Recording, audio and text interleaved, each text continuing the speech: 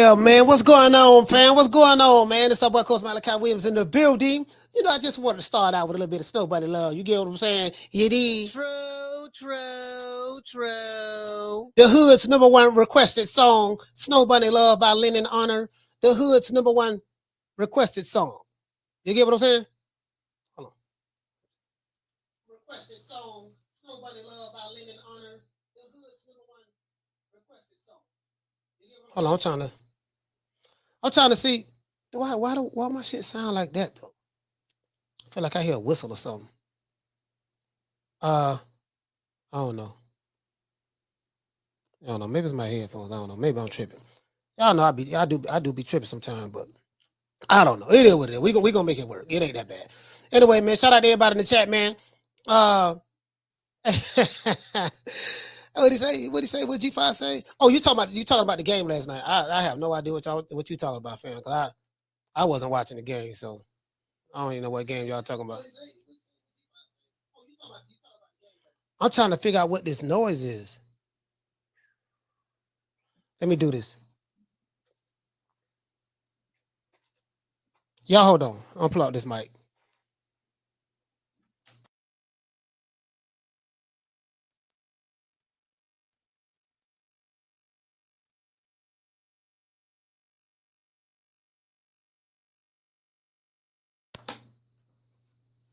All right. Still there. I think I'm going to have to restart this. Let me disconnect the sound. Y'all hold on. Y'all bear with me one moment. Let me turn this off.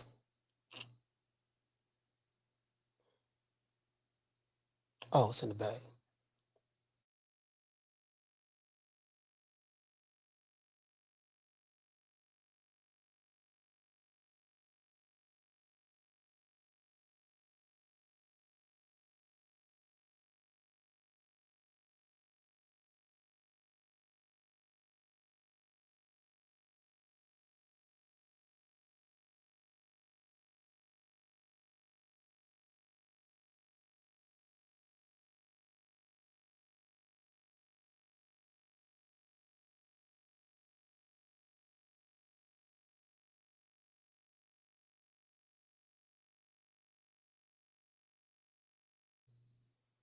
Sorry about that. I had it on mute, but I was trying to see, do I hear that sound?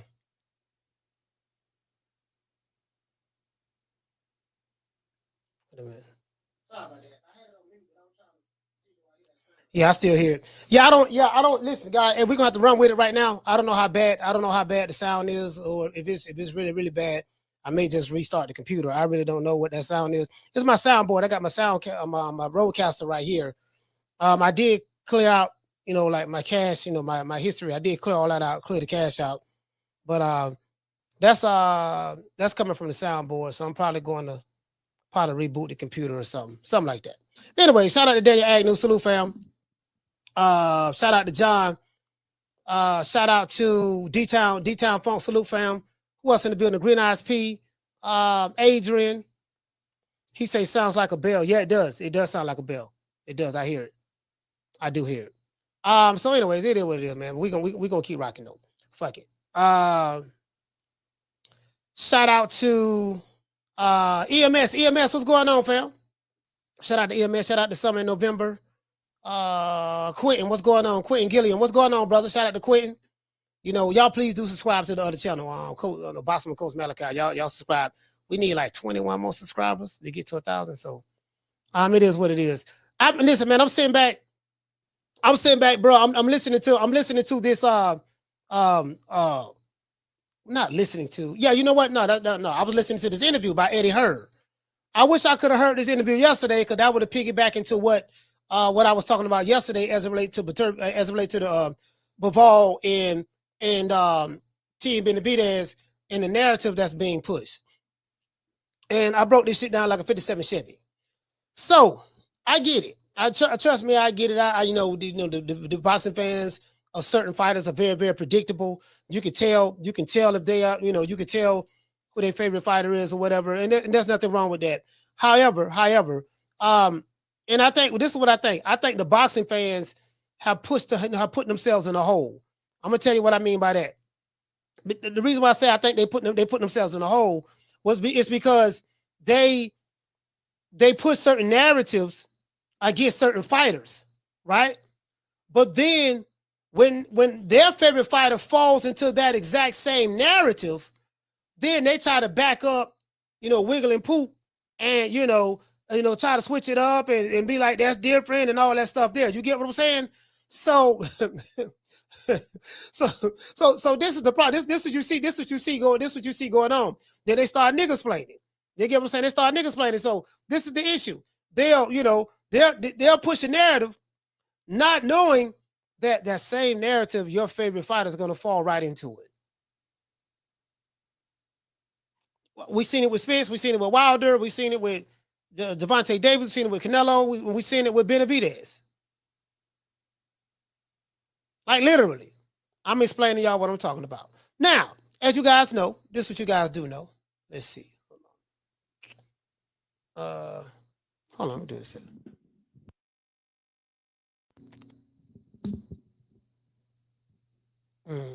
Trying to figure out what the fuck that is. You know what? I think let me do this. All right. I changed it to 720. We'll do it like that. I'm gonna play a video from Eddie Hearn. You guys know how I feel about all these promoters, sanctioning bodies. It ain't no love lost or none of that, right? And promoters, sanctioning bodies, the business people of boxing are like they're like attorneys and prosecuting attorneys and lawyers. You get what I'm saying? Prosecuting attorneys and lawyers. They are professional liars. This is what they do. Bob Arum was famously known for saying, when he got caught in a lie on something years ago, he said, "Well, yesterday I was lying. Today I'm telling the truth." True. Hey, yesterday I was lying. Today I'm telling the truth. You get what I'm saying? So, Bob Arum is known for that. You get what I'm saying? But anyways, but it doesn't mean that they lie 100% all the time. They just lie 95% of the time. And so you got to try to read in between the lines when it comes to stuff. You get what I'm saying? It is what it is. You got to try to read in between the lines. I'm just saying, hey, Daniel, you got to try to read in between the lines sometimes. You get what I'm saying? However, I want to talk about the narratives, right? The narratives have been being pushed. Now, I was always under the impression that, when certain fights don't happen or whatever, this fighter say he ain't taking this or doing that, it's because, the guy ducking. Ducking. Everybody say that, right? And I think, more people say it than others when it comes to a fighter who they don't like. And they, and they moonwalk when it comes to the fighter that they do like, right? So I get it. So I'm past that. I realize now that it's the promoters. It's the sanctioning body. The sanctioning body act like Mauricio Suleiman act like he a promoter. Literally. The man act like he a promoter. Mauricio, Lord. The man act like, he act like he's one of the PBC's promoters. How many promoters over at the PBC? Scampson, Tom Brown, the Cubas. You get what I'm saying? So all in the same game. Some would even say, hold on. What did it say? Say restart in approximately 4 minutes. No, we're not restarting. Schedule restart. No, we'll do it. Yeah, do it at 10 a.m. Tomorrow at 2 a.m. Yeah, they got their computer. My computer was getting ready to restart. They get anyway. Hey, check it out. Hey, listen. Hey, check it out. Check it out. Check it out. So this what it is, right? So these corporate guys in boxing, I mean, these guys are funny, and I sit back and I listen to these guys, all of them full of shit, all of them are part of the same group, the same posse, they fake like they beefing with each other in public, like on the internet, you'll hear Mauricio say something about Turki Alalshikh, or this guy say something about Turki Alalshikh. Guess what? All of them, and listen, ain't nobody beefing with nobody. There's no beef at all. You get what I'm saying? As soon as they not in front of the camera, yes, His Excellency. Yeah, we just, how it is, they been, so as soon as they not in front of a seconds out camera or a fight hype camera or a fight hub camera, as soon as they not in front of that, it's back to business. It's back to business. This what's going on. So, anyways, let's continue. I remember Terrence Crawford. Okay, put it this way. Let's go back. Errol Spence. When Errol Spence, put that deal together, him and Crawford put that deal together to fight each other. There was a rematch clause in there. That was publicly known based on what both men said and what was publicly out there that never got denied. Meaning, if any one of those fighters lose, hold on. If any one of those fighters lose, the loser had the right to exercise the rematch clause. In this case, when Errol Spence lost, he exercised the right for the rematch. I don't think no one will argue that. That was public record. He put that out there, yada, yada, yada, yada, yada. So when you have a contract to fight someone, if you try to do anything other than what you are contractually bound to do, you can be stopped, sued, or whatever. I think people with just a halfway decency, to have a half a brain cell in their head, can understand that, right? Cool. So when the IBF mandated Crawford to fight Jerron Boots Ennis, remember, the IBF, Errol Spence had the IBF belt. He didn't defend, he wasn't forced to defend that title. He wasn't mandated to fight nobody for the IBF for like almost 3 years. After he fought Ocampos, he wasn't required to defend that title. That was no mandatory, what I mean by that, right? But that's neither here nor there. Once Jerron Boots Ennis I think he beat the dude from Canada or whatever the case may be, January 2023, something like that. He became the mandatory, the IBF mandatory for Spence's IBF strap. I think January of that year. July of that year, Crawford and Spence ended up fighting each other. So once Crawford beat Spence, they had a rematch clause. Spence activated the rematch clause. So the IBF mandated Crawford to defend this title, the IBF title. But the IBF, knowing damn well he can't defend the title because he has a contract, he's contractually bound to fight Errol Spence in a rematch. So the IBF stripped him, and people who hated Crawford say he was ducking boots. True. They didn't say Errol Spence was ducking boots when boots was Errol Spence's mandatory. No, because that didn't fit the narrative. That's the guy they liked. They said that Crawford was ducking boots. When he had the belt for like 2 months, they stripped him. No problem, right? I don't expect people to be fair and honest. They just not. I get that very well. So the video that I saw with Eddie Hearn explained what happened. He said, look, Turki Alalshikh made this fight happen. Beterbiev won the first fight. He kept his word, and they had a contract for a rematch. In the rematch, he had, he gave Bivol some get back. He probably could have just walked up and said, "Look, I won. I don't want to fight him no more." He said, "No, I'm gonna give him some get back." The get back came. Bivol beat Beterbiev. For both of them got 1 losses. So now, Beterbiev, Bivol, whatever.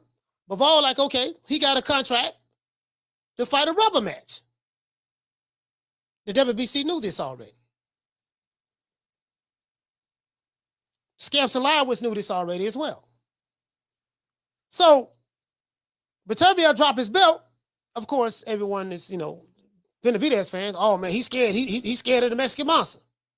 While totally ignoring the fact that this guy has a contract to fight a rubber match, which is going to get paid very, very handsomely. Way more than what anybody else can pay him. Because they're trying to push this narrative that their favorite fighter is this monster that everybody on the planet Earth is afraid of. And when he walks, they run in their house and close their doors and lock their doors. This is the narrative that they're pushing.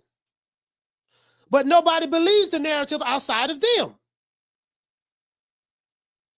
We'll get back to that later.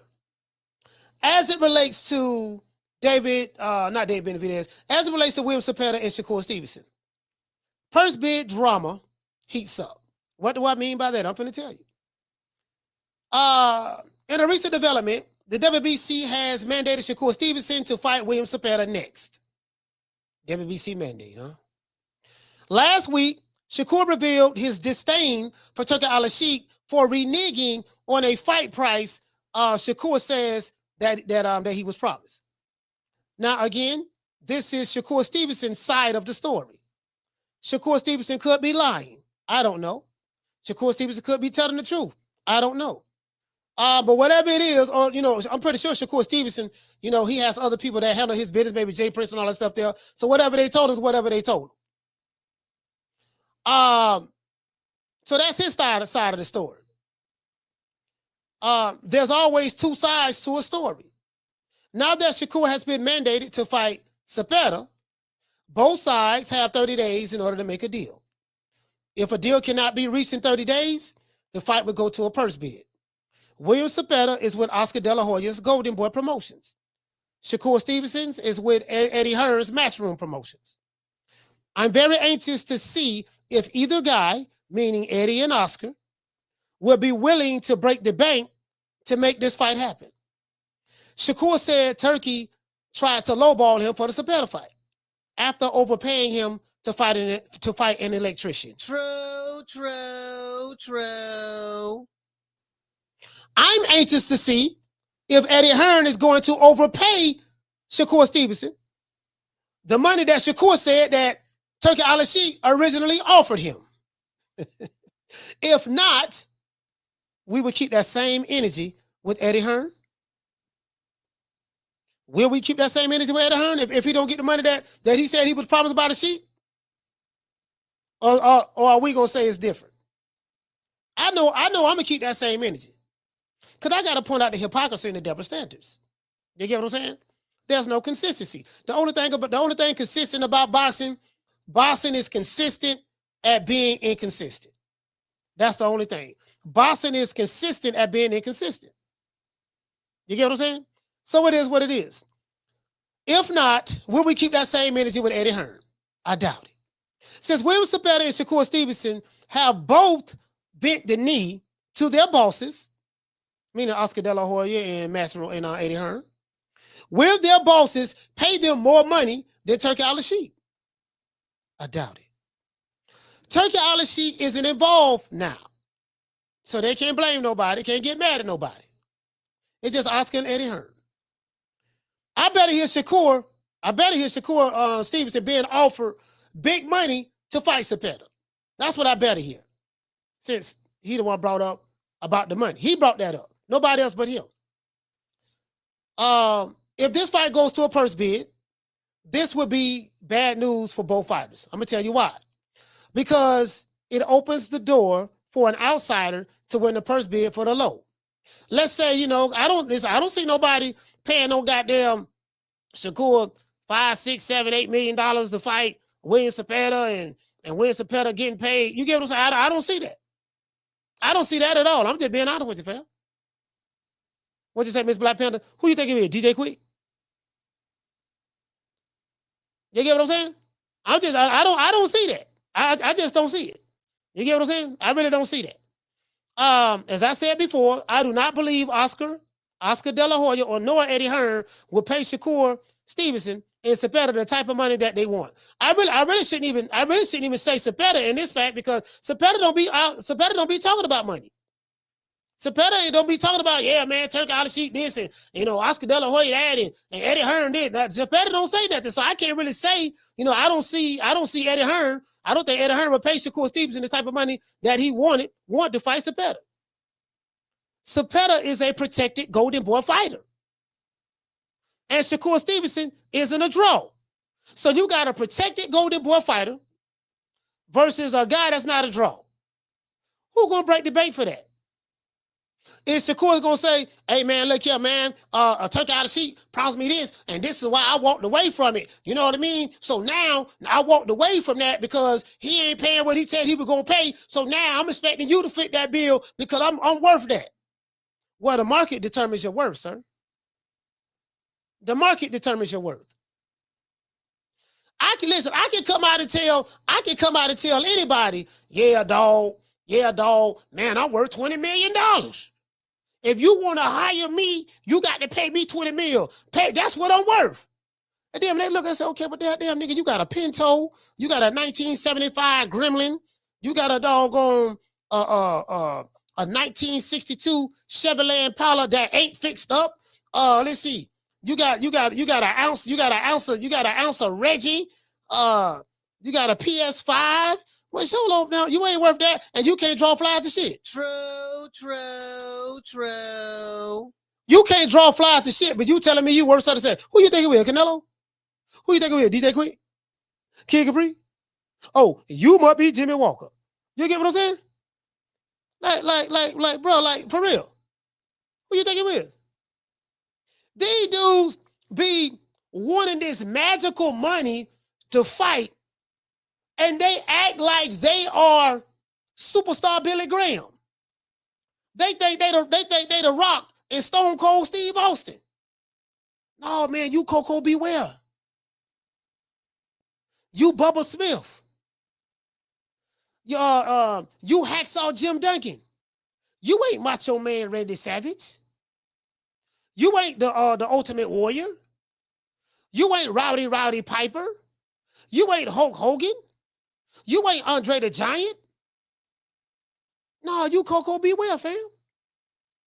Coco Beware can't be walking into WWF talking to Vince McMahon. Hey, look here, dog. I'm trying to tell you, me and my parent, we supposed to get $10 million to wrestle.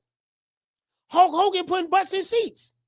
They got dolls and toys all around the world. Hulk Hogan, the Hulkster. Say your prayers, take your vitamins. You get what I'm saying? Coco Beware can't be coming in there. Talking about something he's supposed to get me. Nigga ain't sold out a hot dog stand. But he won't, you know what I mean? He want to get paid like Beyonce. You just came off tour. You had a total of 20. You went on a 10 city tour. A 10 city tour, right? And a total of 25 people came to see you perform combined. It ain't like you had 25 people come to see you in one city, then another 25 in another city, and another 25 in another city. No. Out of 10 cities, 25 total people came to see you. And you expect to get paid what Jay-Z getting paid. Anyways, I'm trying to tell you, these niggas think they Canelo, fam. I don't know what it is. These niggas think they Canelo for real, bro. True. Who you think it is? Tank Davis? Who you think it is? Tank? Hey, you get what I'm saying? There you go. Hey, you get what I'm saying? So I'm just saying, fam. Anyway. But I bet hear Shakur being offered big money to fight William Zepeda.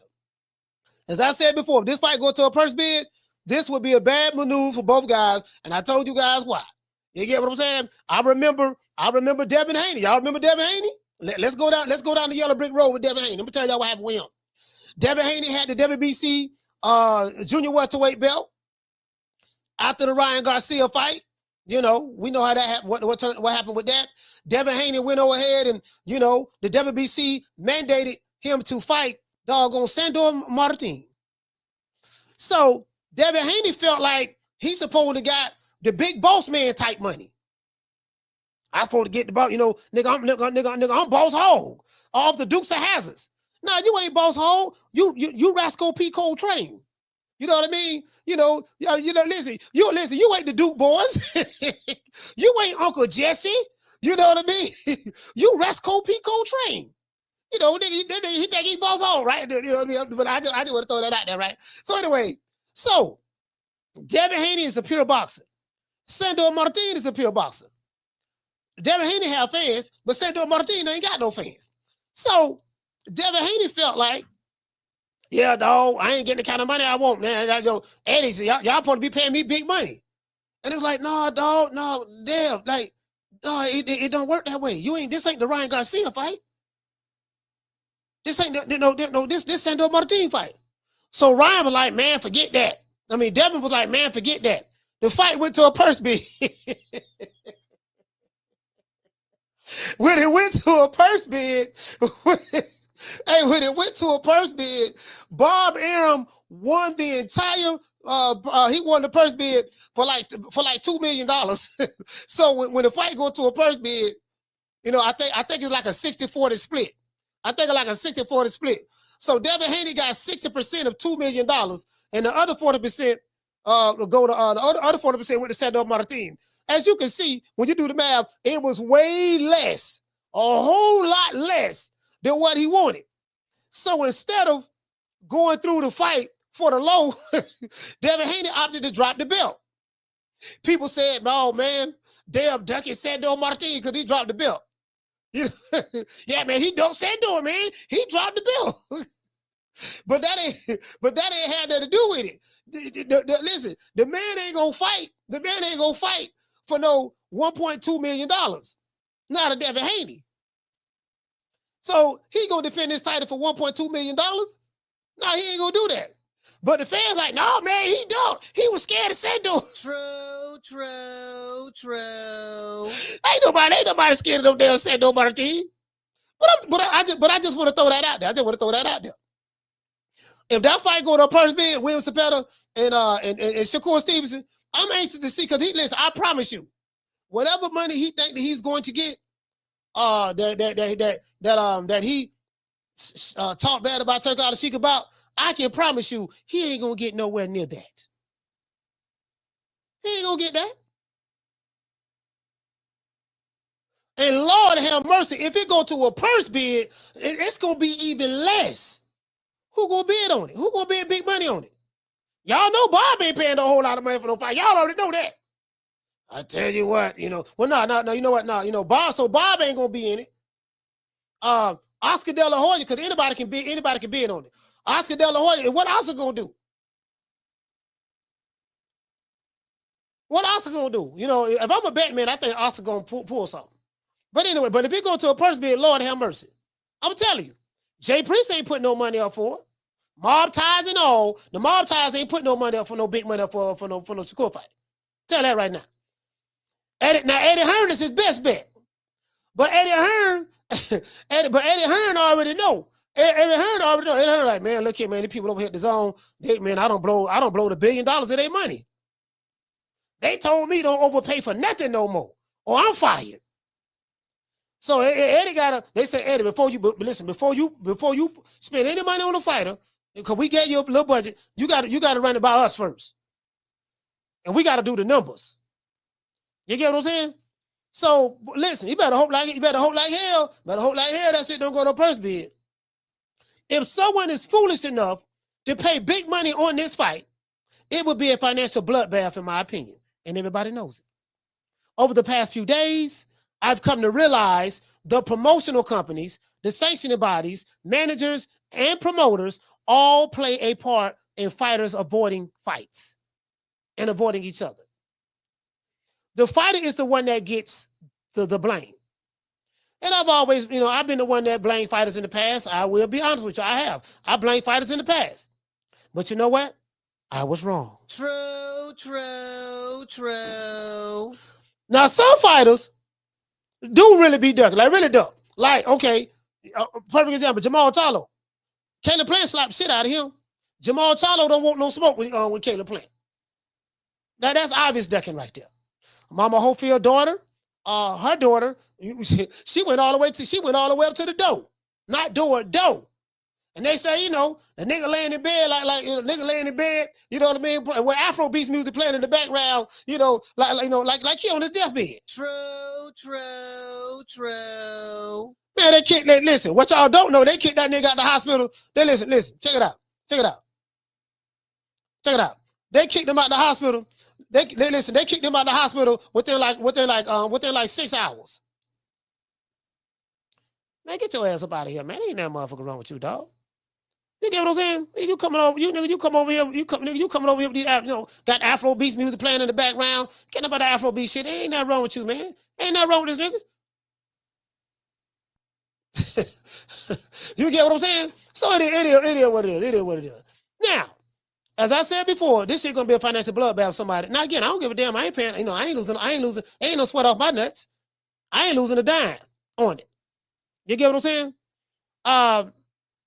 The fighter is the one that gets the blame when their bosses make them avoid certain fights.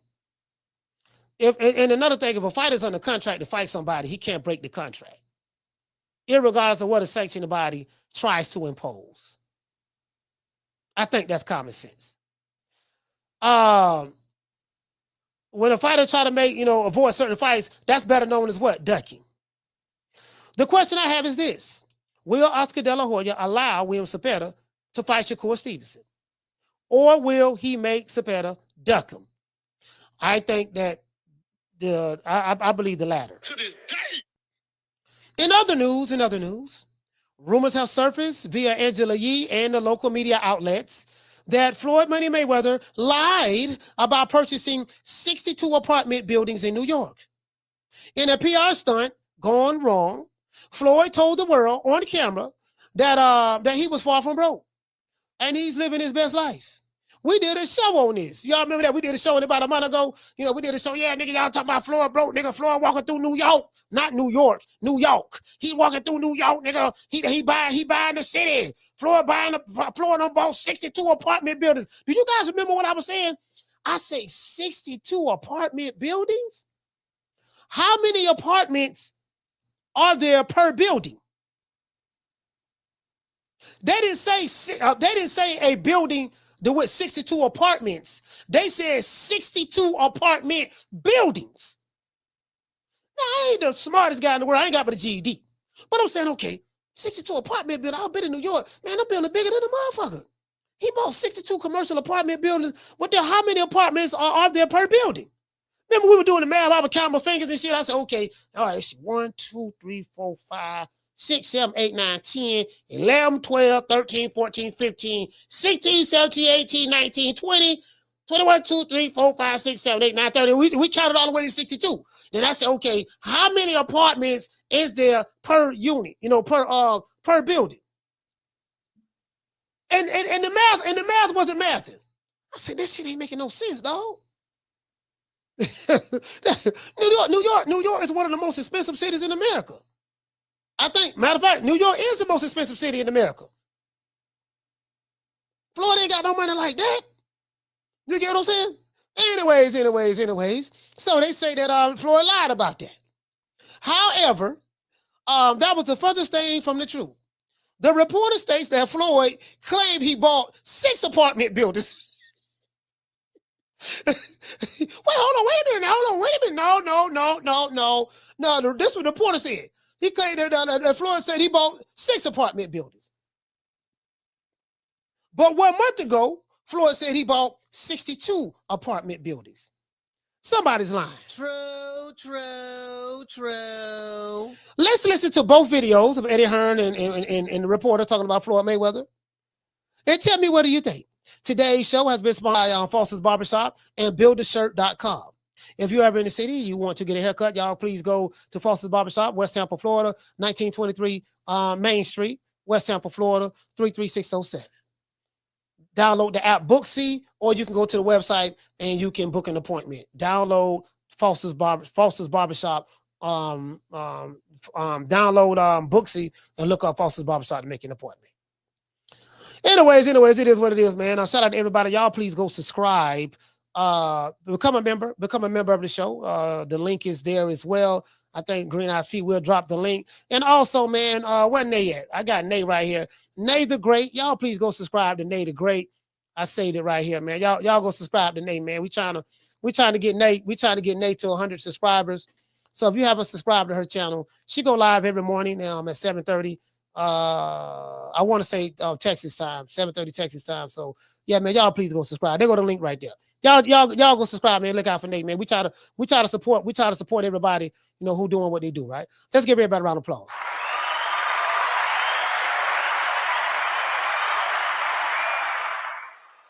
Yeah, man. I'm just saying, you know, I ain't got but a GED, so you know it's kind of hard for me to figure some of this stuff out. You know, I ain't got an education. I got an education. Hey, listen, man. Shout out to Adrian P. Shout out to Quentin. Shout out to Highlight Space. Some in November. You know, my education. Now, you know, you get what I'm saying? Some people went to the schools of higher learning. You know, I went to the schools. I went to the schools of the county jail and stuff like that, and courtrooms, stuff like that. You know what I mean? However. The School of Hard Knocks, you know, but however, I got a strong GED. My GED is strong. It ain't one of them county jail GEDs. I have a real GED, like a back in the day GED, and a 1992 GED. And my GED is real strong. So I can count. I know when I dig into my frontal cortex.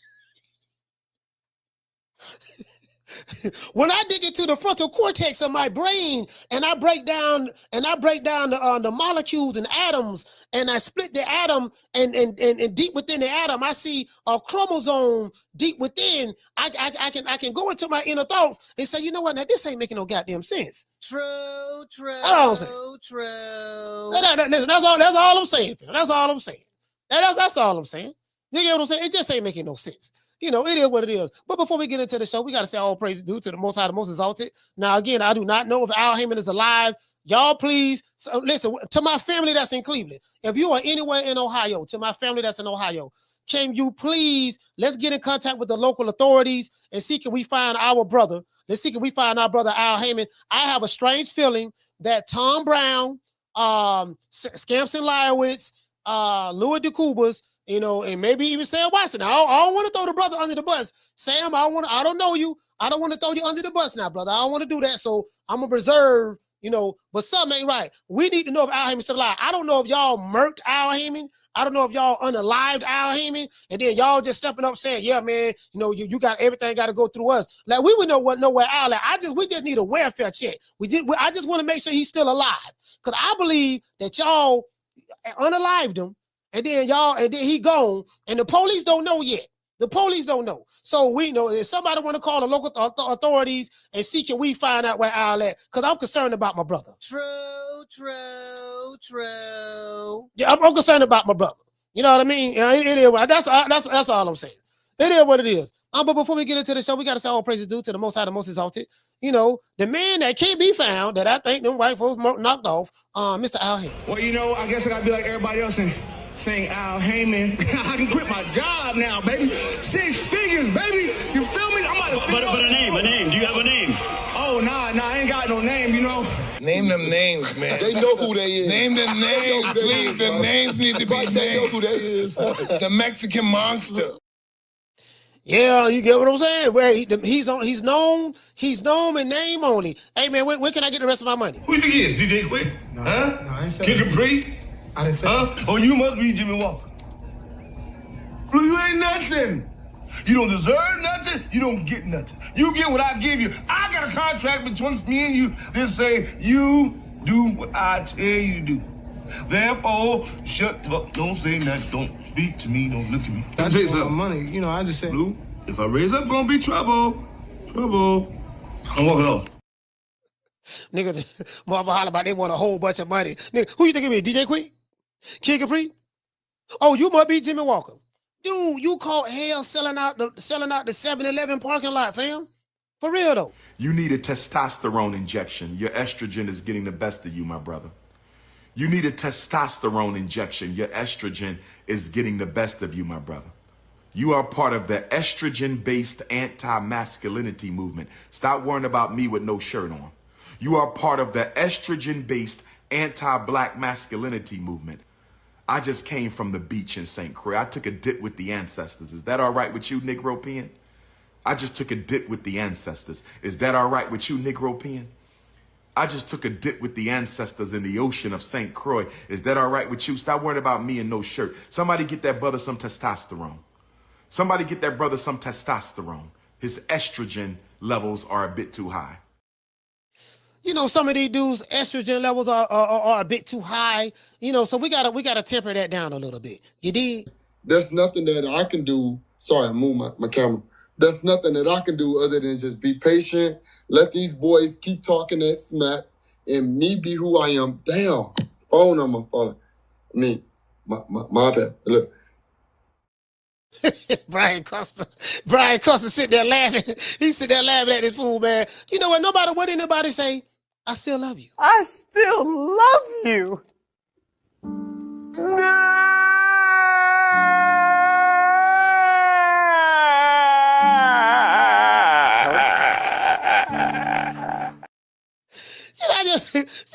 I just want to spread the love today. That's all. Spread the love, and we still got them goons on deck now. Hey, who was you, pimp? Hey, what the fuck? What the fuck? Motherfucker, hey, that nigga squeezing me. Get this freak ass nigga up on me, my nigga say back the fuck up, dude.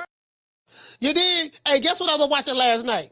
But I was watching Let's Do It Again with doggone with Sidney Poitier and Bill Cosby. They had John Amos playing Kansas City Mac, and I forgot one of my favorite actors, man. He passed away. Both of them passed away. My other brother playing Biggie Smalls. You get what I'm saying? Let's do it again. He said, you put the whammy. Now you put the whammy. He said, you put the whammy on. You put the whammy on. Why you looking at me like that? Stop looking at me. And don't look at my boy. Don't look at my boys neither. You put the whammy. You put the Hey, he sound like Deontay Wilder. Yeah, man. You try to put that juju on me. He said, yeah, you put the whammy. You put, hey, put the whammy. Shout out to the face of boss. Hey, yeah. Oh, that look good.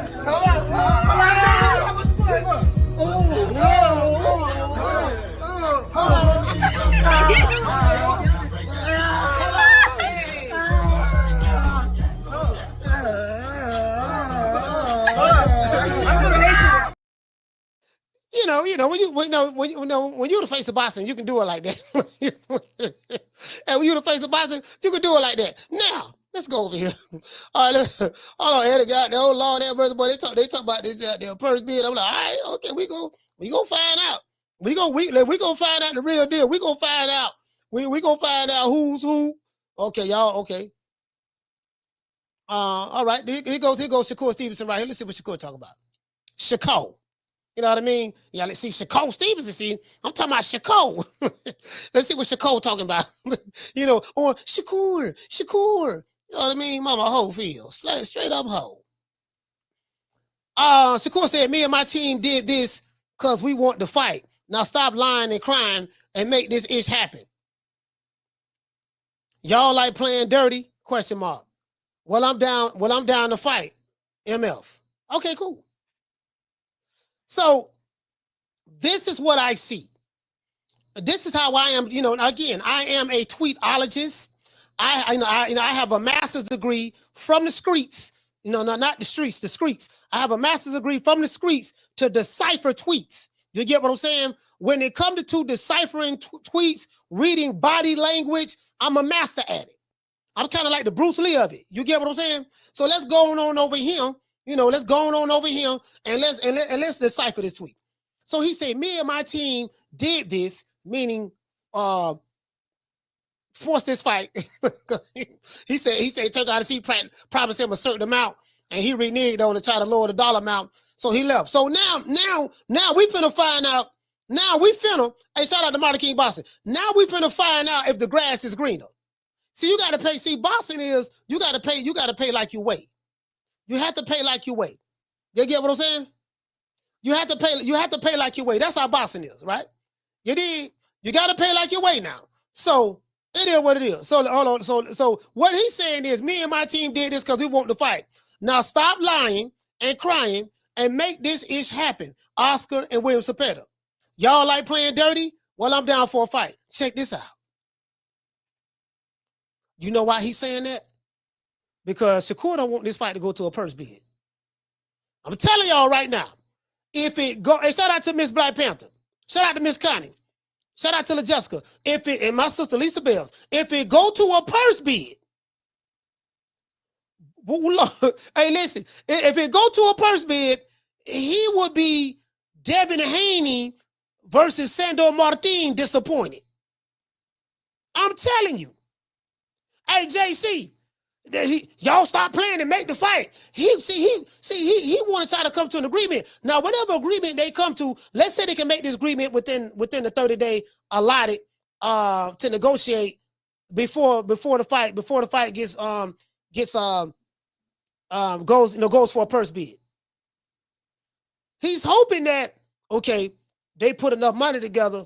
Well, I may not. Well, he already know. He got to know he ain't gonna get the money that he won't. He already know that. So he kind of like messed up in my opinion. In my opinion, like, man, look, cause Eddie Hearn ain't finna break the bank on you. I'm telling you that right now.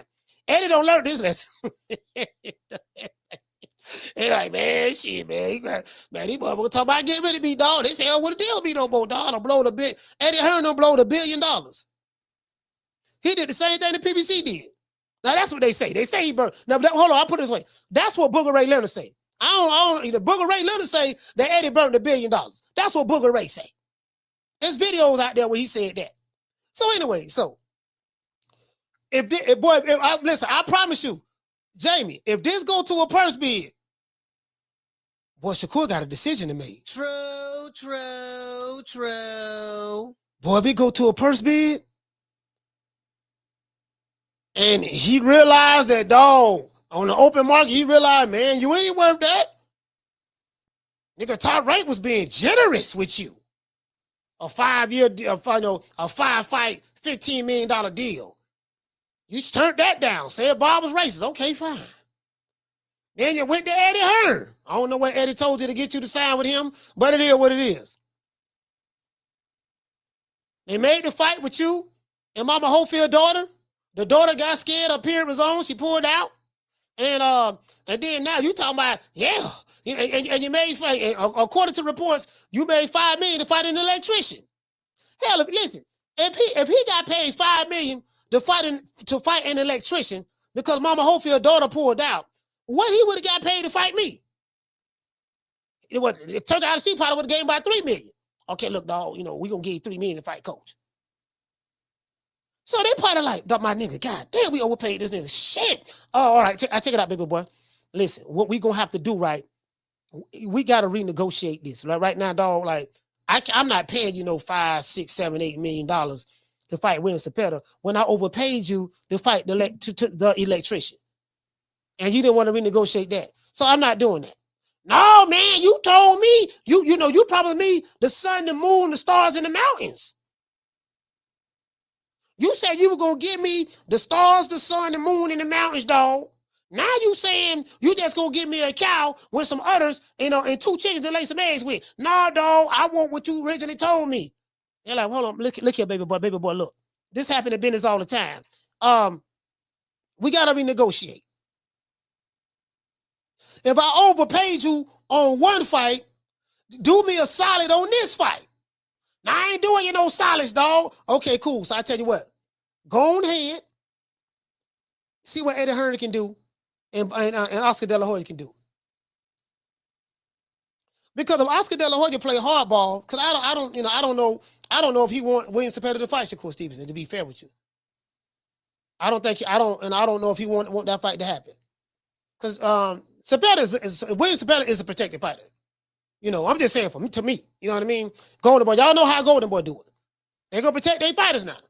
You know, Austin, listen, Golden Boy got a whole lot of cans they can feed people. Now, Tevin Farmer opened up their eyes a lot to William Zepeda. They probably like, shit, boy, Tevin Farmer was able to do what he was able to do, and he dropped William Zepeda twice in both fights. If he was able to do, goddamn it, what he was able to do, what Shakur gonna be able to do? So shit, I don't know about this, man. So what I'm gonna do, we gonna play hardball. And then if the fight go to a purse bid, ain't nobody put no big money up for it. You probably, shit, as a matter of fact, hey, I tell you what, if the fight go to a purse bid, I want everybody in the chat, send me $20. Hold on. If the fight go to a purse bid, everybody in the chat, I'm going to put some money with it, send me $20, and we going to see can we, we going to see can we win that purse bid. Nick Sack Promotions, yeah, dog, we do this for the people, by the people, other people, because we come from the people. The people put the money up over here. The True Media Boston family, the True Media family put the money up, dog. You know, cause we know it ain't gonna be that much. We know, yeah, dog, we gonna do. Yeah, Daniel Agnew sitting a couple of dollars. No, the Cardina sitting a couple of dollars. Miss Connie sitting a couple of dollars. Summer sitting a couple of dollars. Miko, you know what I mean? We put it all together. You know what I mean? Now, now we don't, yeah, dog, we earned right this shit here, dog. I'm trying to tell you, dog, man, I don't like the money we got paid. Hey, look here, dog. Look here, right now, we own your ass, for this one fight. So I tell you what, dog, we own it. My nigga, you fight. You should have took that money from the sheep. That's what you should have did, but you messed up. Now you in our lap. You know what I mean? So we got some fights over here. We got some listen, we got some over here at Nick Sack Promotions, man. We got some fighters. Oh, pussy ass nigga, what's going on, boy? I'm telling you, boy, I'm knock your fuck ass out, boy. Blow for blow, pound for pound, nigga. I got the title, nigga. I'm telling you, boy, finna knock one of you what kind of niggas out. Nigga, I got these hands, nigga. I'm throwing them paws at that nigga, finna knock your ass down again, nigga. Get your ass back up, nigga. Don't run, nigga. I'm telling you, boy, I want all the smoke. Nigga, I'm throwing them paws, nigga. I'm putting them hands on you, nigga. I told you what I'm gonna do to you, nigga. Catch you with the check left hook. Nigga, I told you, boy, pound for pound, nigga. I'm the best. This more action than any Devin Haney fight. Put these paws on you, nigga. I told you, I got your backing up, nigga. Nigga, watch that check left foot, knock your ass down again, nigga. I'm telling you, boy, it is what it is, nigga. I'm gonna make it do what it do. I'm telling you, boy, we ain't even playing over here, boy. Yeah, we got some, we got a good matchup. Hey, shout out to WMS. Hey, look here, man. We got a little something over here, man. You know what I mean?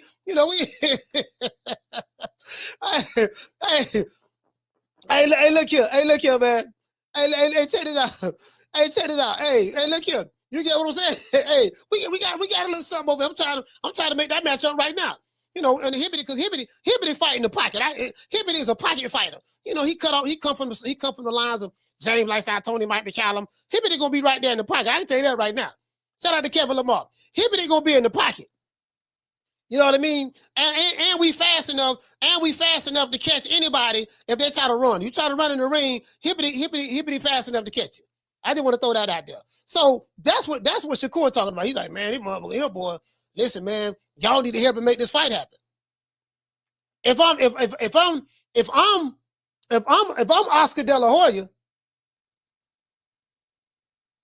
if Oscar got to keep William Zepeda undefeated. We got to keep him undefeated now. We got to keep him undefeated. So what we gonna do? Because if he fights Shakur, I think Shakur gonna beat William Zepeda. I'm gonna be honest with you. I think William Zepeda, I think his style is tailor made for Shakur to pick him apart. I just even though Shakur ain't got no punching power, but he got good footwork, and I just think now William Zepeda, he's stepping. He gonna step. You know what I mean? So. I just think that Oscar don't want that fight. He probably don't want that matchup. If I'm Oscar De La Hoya, I stall Shakur and Eddie Hearn out. Let it go to a purse bid. Let it go to a purse bid. Yeah, man. Listen, let it go to a purse bid. That's what I say. Yeah. If you let it go to a purse bid, then what? We gonna see what's up. Hey, shout out to something in November. Hey, what you say, Troll say? He say, seems like people trying to make one and done deals instead of actually trying to work together. It is what it is. Hey, Salute, what you say, found the 12-3 say he's saying YouTube is not showing all the users in the chat. Yeah. I don't know what's going on. I don't know what's going on with YouTube, to be honest with you, fam. I don't know what's going on right now. What I do probably after the show, Again, because I clean out my cache and all that stuff there. So, but I don't know what's going on with YouTube as related to that. He said your channel is not showing your live right now. My channel not showing my live. I'm looking at me live right here. Yeah, I'm looking at me live right here. Hold on, let me see. What is that? Go to my channel.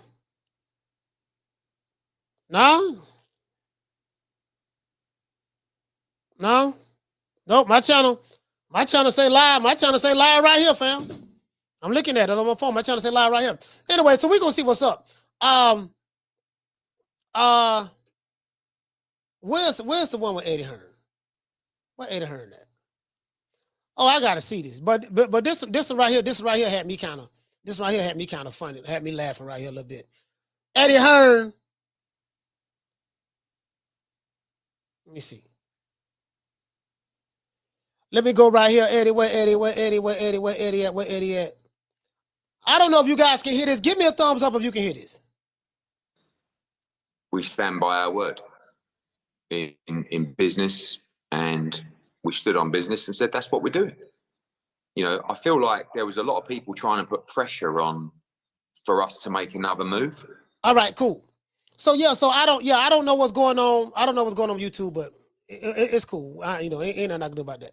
I want y'all to hear this here, though. You hear this right here. You know, I even saw people coming out saying, "Oh, you know, Dimitri Bivol was offered 8 million. So what?" With all due respect, he's made more than that for his fights with Zepeda.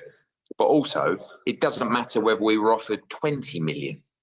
Contractually, we couldn't do it, and we wouldn't have done it anyway, and we would never. So what Eddie Hearn just said, we heard that you was offered 8 million to fight, whatever the case may be. He say, so what? He say it doesn't matter. We was offered 20 million. Contractually, we couldn't do it. So if you're on the contract and you honoring an agreement to fight a trilogy with the guy who gave you an opportunity to become undisputed after he beat you, he ran it back, so it's 1-1, whatever the case may be. You can't break that contract. We saw the same thing, as I said. That's why I told you about Errol Spence and Terrence Crawford. Now, this way, Eddie, and I'm glad Eddie revealed that, because I wasn't there. I didn't know they had a contract, just like I wasn't there with Spence and Crawford when they signed their contracts. I don't know what's in it, but my thing is, he's saying they had a contract. So it is what it is. Let's go. We've tried to get out of it. So His Excellency has given Dimitri unbelievable. Hold on. I'm gonna tell you somebody else. Who tried to get out of a contract and tried to fight somebody else. Tyson Fury. Y'all remember that? Y'all remember when Tyson Fury beat Deontay Wilder in the second fight, and he was contractually bound to fight Wilder for the third fight? What did Tyson Fury try to do? Do you remember when Eddie Hearn came through and Eddie Hearn went to the Middle East, got in contact with the Saudis, and they was going to put up big money to host an undisputed match between Tyson Fury and Anthony Joshua? There was only one problem. Tyson Fury had a contract to fight Deontay Wilder. True. Hey, shout out to Rick Timms. Rick, what's going on, fam? So when Tyson Fury tried to fight Deontay Wilder, tried to fight Anthony Joshua, what happened? Deontay Wilder took him to court. And when he went to court, the judge ruled in Deontay Wilder's favor and said, look, nah, baby boy, you got a contract. This contract is binding. You can't try to fight nobody else. You got to fight that man again for the third time. Y'all remember that? To this day.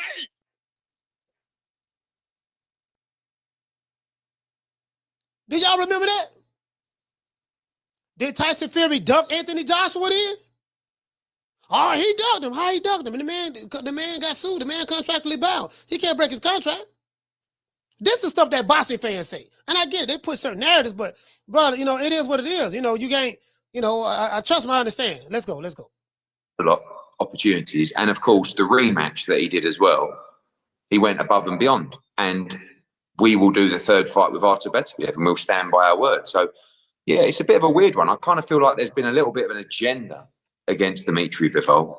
I don't see why there's been this big rush to get him to fight his WBC mandatory. I mean, I said that yesterday.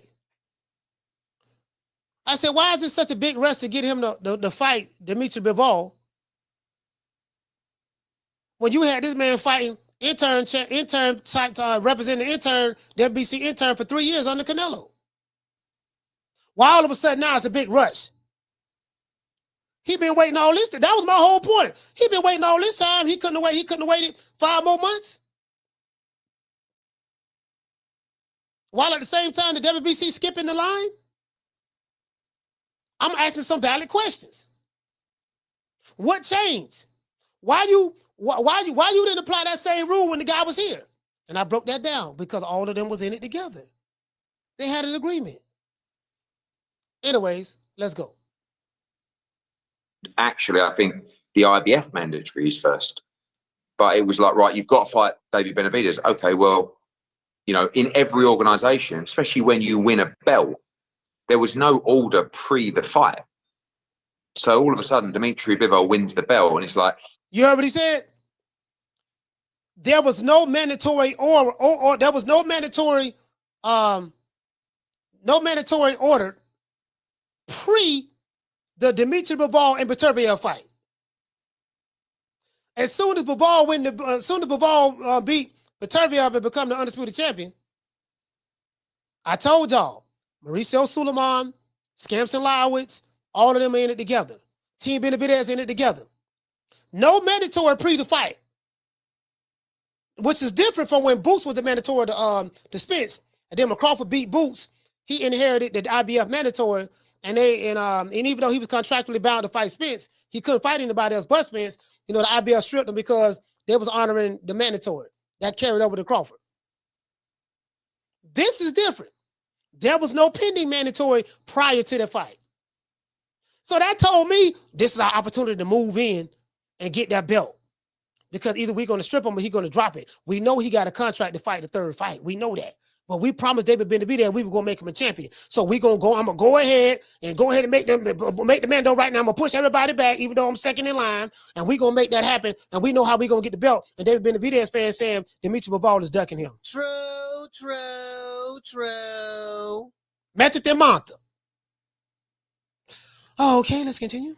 you must fight David Benavidez next. Like, all right, well, we've won the belt. Are we not allowed to have a defense first? And by the way, not only are we not allowed to have a defense first, it's an undisputed fight, and it's the biggest fight in the division. Will you not allow that? It's like, no, you've got. Didn't they say, they fight for undisputed again? They say, don't they say undisputed on Trump mandatories? But anyway, that's neither here nor there. That's different, I guess. That's different. Well, let's go. Got to fight him. And now it's the first bid. It's just like, okay, well, obviously we can't do it because contractually we can't do it. And we've given our word that we'll fight the third fight. So it's pretty straightforward, really. I was just quite surprised by, not necessarily agendas, but negativity from certain areas that should just acknowledge. It's very straightforward. We did a deal with His Excellency to say, thank you very much for giving us the opportunity to fight Arthur again. Thank you, Arthur. And if we win, we will give you the opportunity to run it back. It's one apiece. And that's where we are. You know what? I totally agree with that. I think that's fair. True. Fuck how you feel about Eddie Hearn. This ain't about your feelings. I'm saying I think that's the right thing to do. That's why I say the hell with the WBC belt. We see the play. We don't peep the play. Anyway, okay, let's go back over here to Shakur Stevenson. Just want to throw that out there. Let's go back to Shakur. Let's see what's going on. So he better hope like hell. Hey, so hold on. This two-tone the superstar. Hey, shout out to Tone. This nigga be making me mad. This one nigga doing this goddamn two-tone the superstar be pissing me off. You know, but that's why I like him though. He funny. He funny is all I do. Here you go. Shakur Stevenson get ducked so much, niggas called Turki Alalshikh like, man, hey man, I ain't trying to have Zepeda run this squabble, bro. It's getting into the 5th hour. I need you to lower Shakur pay. That's what I need y'all to do. Lower that man pay there. We ain't putting Zepeda up in there. Why are we gonna put Zepeda up in there so rockstar Shakur Stevenson can outbox this nigga, pillar to post, post to pillar? We ain't about to do that. Yeah, we all know William Zepeda gonna go from throwing 100 punches around, and when he fights Shakur, this shit gonna go down about 30 punches because he gonna be getting his face counted off, and them punches gonna be hitting flush. Man gonna be looking a bloody mess. And I know y'all gonna say his hands is brittle. Floyd's hands was brittle too. And wasn't nobody walking down no Floyd Money Mayweather. That's the Chili Killers. Chili Killers.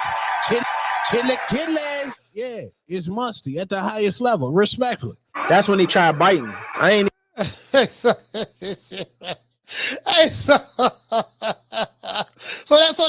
that's Tone's take. So y'all check this out. He said Turkey tried to lowball rockstar Shakur.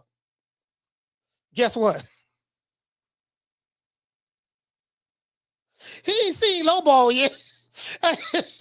He seen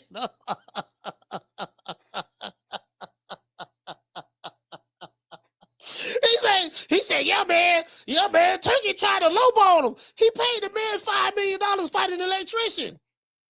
He tried to lowball Shakur. I said, okay, guess what? He ain't seen lowball. Wait till he see what's gonna happen now. Wait. Hey, wait. Hey, shout out to Boss Desk. Listen, wait till he see what's gonna happen now. He ain't seen lowball yet. Hey, you better ask Devin Haney. True. Hey, you better ask Devin Haney. Yeah. Look here, man. Look here, man. Hey, yeah, listen. Today's price, yesterday's price ain't today's price. They try to lowball you. Okay, all right, cool. You ain't seen lowball yet. Now, let's see how much money you gonna get now. Let's see how much money you gonna get now. Now that Eddie Hearn and Eddie Hearn and Oscar De La Hoya have to negotiate with each other within 30 days to try to make this fight. You finna see lowball. I promise you that. You finna see lowball. And Lord, please don't let it go to a purse bid. Boy, if it go to a purse bid, I don't know, boy. What is Shakur gonna drop that belt? Man, I ain't fight for no $1 million. We seen this play out already. Now I'm just saying, B. I'm just saying. That's all I'm saying, bro.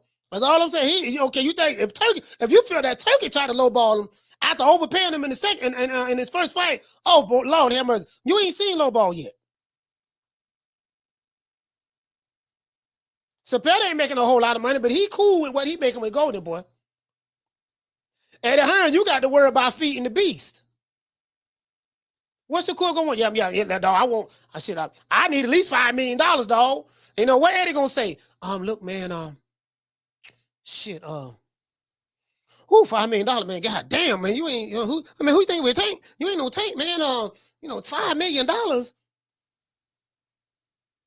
Well, I made $5 million my last fight. He said, yeah, that was because His Excellency was being generous. He overpays fighters all the time. That's what he does, but he didn't want to do it the second fight. Well, I need you to at least match what he said he was gonna pay me. That we don't have no contract to that. I can't match that. What you mean you can't match it? Look, here's the deal. You're very talented. You're a talented kid. You're a talented young man. You're a silver medalist. You have great footwork. Defensively, your jump back game is second to none. But $5 million, it's kid. Lord, I mean, God damn, that's Lord, like how, this is not going to, this is just too much. Well, no, I really want $8 million. I really want $7 to $8 million. That's what I should be getting. Look, man, Lord have mercy, boy, this nigga delusional. Hold on, let me tell you something. Let me go talk to my bosses over there at DAZN. Hey, DAZN, hey, boss. Yes, mate. Mate. I have this wanker here. I'm named Shakur Stevenson. You talking about the curly head, Puerto Rican, black Puerto Rican dude from New Jersey. Yeah, him. He said he want $7 million to fight William Zepeda. I said, where he gonna get it from? He said that's what he's paying, what he's worth. I say, the market dictates what you're worth. You don't just come in here and say you want to get paid this and goddamn it, and you ain't got $7 million demand. I'm just saying. Man, go back and tell that nigga, man, he ain't getting nowhere near that. Yeah, Eddie, what's up? Yeah, man, my boss told me to tell you that. They told me to tell you, can I use the N-word in this case? Yeah, you can use the N-word between me and you. My boss told me to tell you, tell that nigga that he ain't getting nowhere near that. True. Now, I don't know if you want to call Black Lives Matter or call Al Sharpton or call Roland Martin. Maybe you want to protest, but outside of that, yeah, I think that's about it. So what number they talking about? Well, okay, hold on, let me go back and talk to him. Hey, boss. What's up, lady? Yeah, the wanker wants to know. The wanker wants to know what type of number we talking about. So if we're not gonna pay him 7, he want to know, can we at least pay him 5? 5? No, 5 what? No, we can't do 5. I tell you what, this is what I was thinking about. I was thinking about maybe like a cool 3 million. A cool 3 million. I don't think he's gonna go for that. Tell him take it or leave it. Tell him take it or leave it. Come back in there, wanker. Talk to the wanker. Wanker? Yeah, Eddie, what's going on? Why do you keep calling me wanker? Oh, don't worry about it. Just a inside British joke. My boss is saying they got 3 for you. 3? That's 4-5 million less than what I originally asked for. Yeah, Lord have mercy, boy, shake like booty me. I don't know what this nigga think about. They say 3. That's the best they can do. Y'all paying me less than what Turki Alalshikh was gonna pay me. Yep, that's why you should have took that deal. True. That's why that's why you should have took that deal. See, you should have taken it. And then you cursed the Sheik out on Twitter. You disrespected the Sheik. So now that money gone. The money gone, fam. That's what we got for you. Man, fuck that. It's finna go to a purse bid. You don't want to go to a purse bid. You better go talk to Jay Prince. Hey Jay. Yeah, what's up, man? Jay, look, man, let's go to a purse bid, man. I think we can get big money on the open market. Now Shakur, me being your manager, mob ties, and we run the city of Houston. I control every politician in Houston, but I think that we might have miscalculated your value. We might have, jumped out there a little bit, calling people's bluff, and they letting us know that we really ain't worth that. So I think the Turkey deal probably was the better deal, because if this goes to the open market and purse bid, we might have a Devin Haney, Sandor Martinez situation. So let's see, can we double back and holler at Turkey? True. Listen, I'm just saying.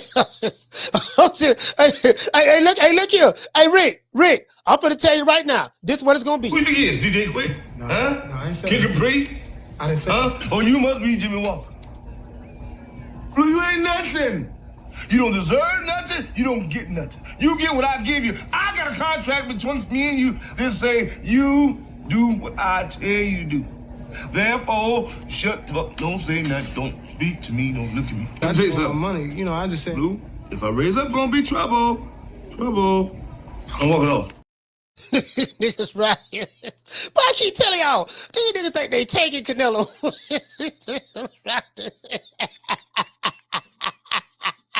Hey, shout out to Keto. Listen, they think they taking Canelo. They just come to this motherfucker thinking they tell like, man, hey, who you think it is? DJ Quick? Kid Capri? Oh, you must be Javante Tank Davis. Shakur, you ain't nothing. You don't deserve nothing. You don't get nothing. You get what I give you. I got a contract between me and you that say I'm going to pay your ass these $3 million. Therefore, shut the fuck. Don't say nothing. Don't speak to me. Don't look at me. Shakur, let me tell you something. If I raise up, it's going to be trouble. Now walk it off. True. I hope it work out. I hope he get the money he want. Well, them 7 million, he said, I'm in, he won't. Listen, I hope he get it.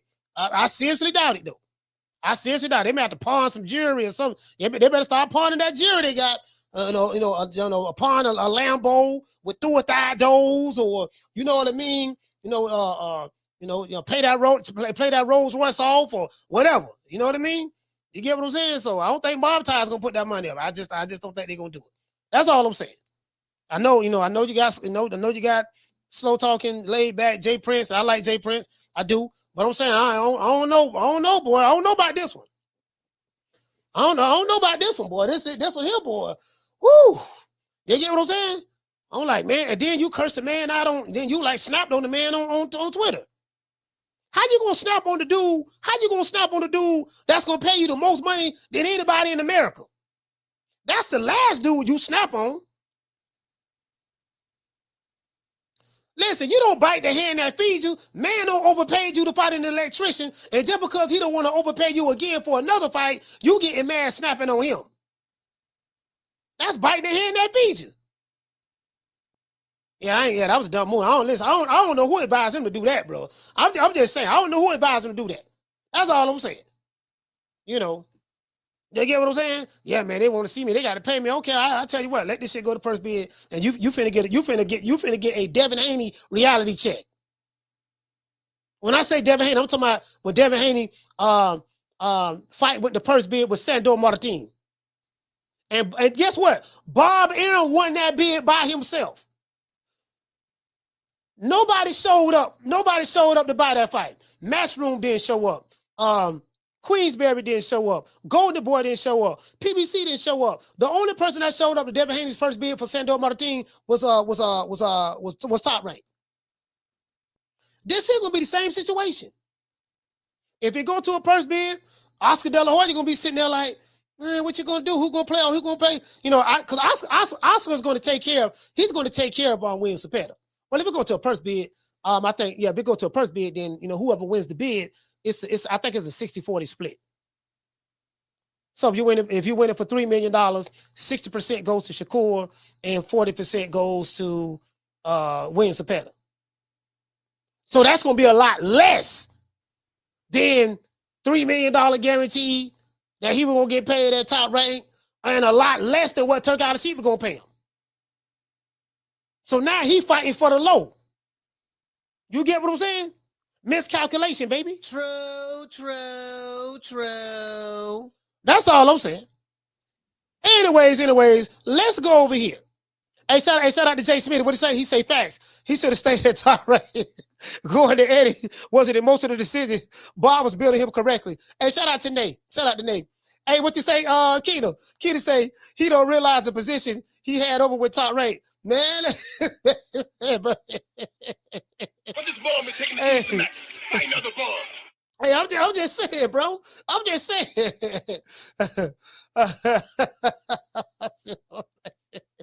Man, that's all I'm saying. That's all I'm saying, fam. I hope it work out. I hope he get all the money he want. What you say? The Boston Don say? He say Tank can get $4 million, but Shakur, how the fuck he getting $3 million? Mind blowing.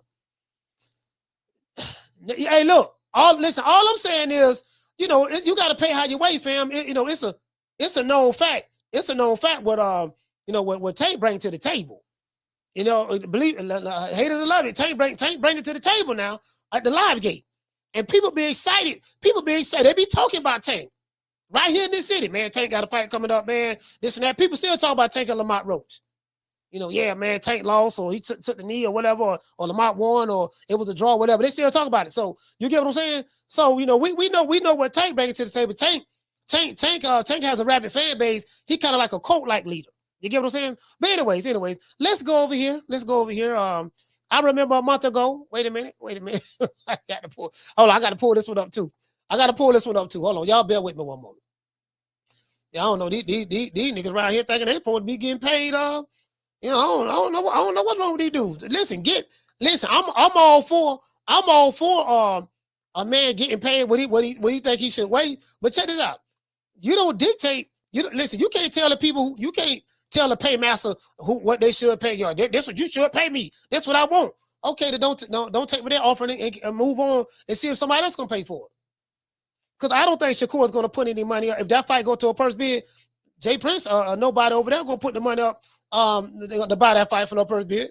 If it go to the first bid, they ain't buying that fight. They ain't gonna put the money up for their own fight.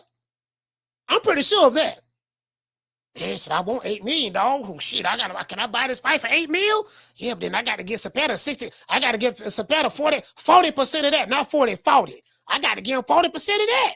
So shit, I don't know, man. Jay, what you think? Hey, man, I don't believe in going to my bank account and paying for fights, because I've always dealt with Bob Arum. Me and Bob got a really, really good working relationship. But you kind of like left that situation and burnt that bridge down. But we might have to revisit that later on down the line. So now we over here with Eddie Hearn and Fast Car Eddie. He talking real slick right now. But then we had the Turki Alalshikh situation. But you kind of like blowed that up as well. So, two of our options or two of our pieces have been removed from the chessboard. So now it's just Eddie and Oscar. So hopefully we can negotiate the best deal possible for the situation under these circumstances. True. You get what I'm saying? I mean, hey, Nate, just imagine what that conversation was like. Just imagine that. You know what I'm saying? You didn't ride it, motherfucker, man. Hey, coach, what you think, man? Nigga, you should have took that money, dog. I'm trying to tell you, man. I don't know what. Nigga, I could have told you that. I could have told that was a bad move. Again, maybe they know something I don't know. I'm hoping that the brother get the $6-7 million he want.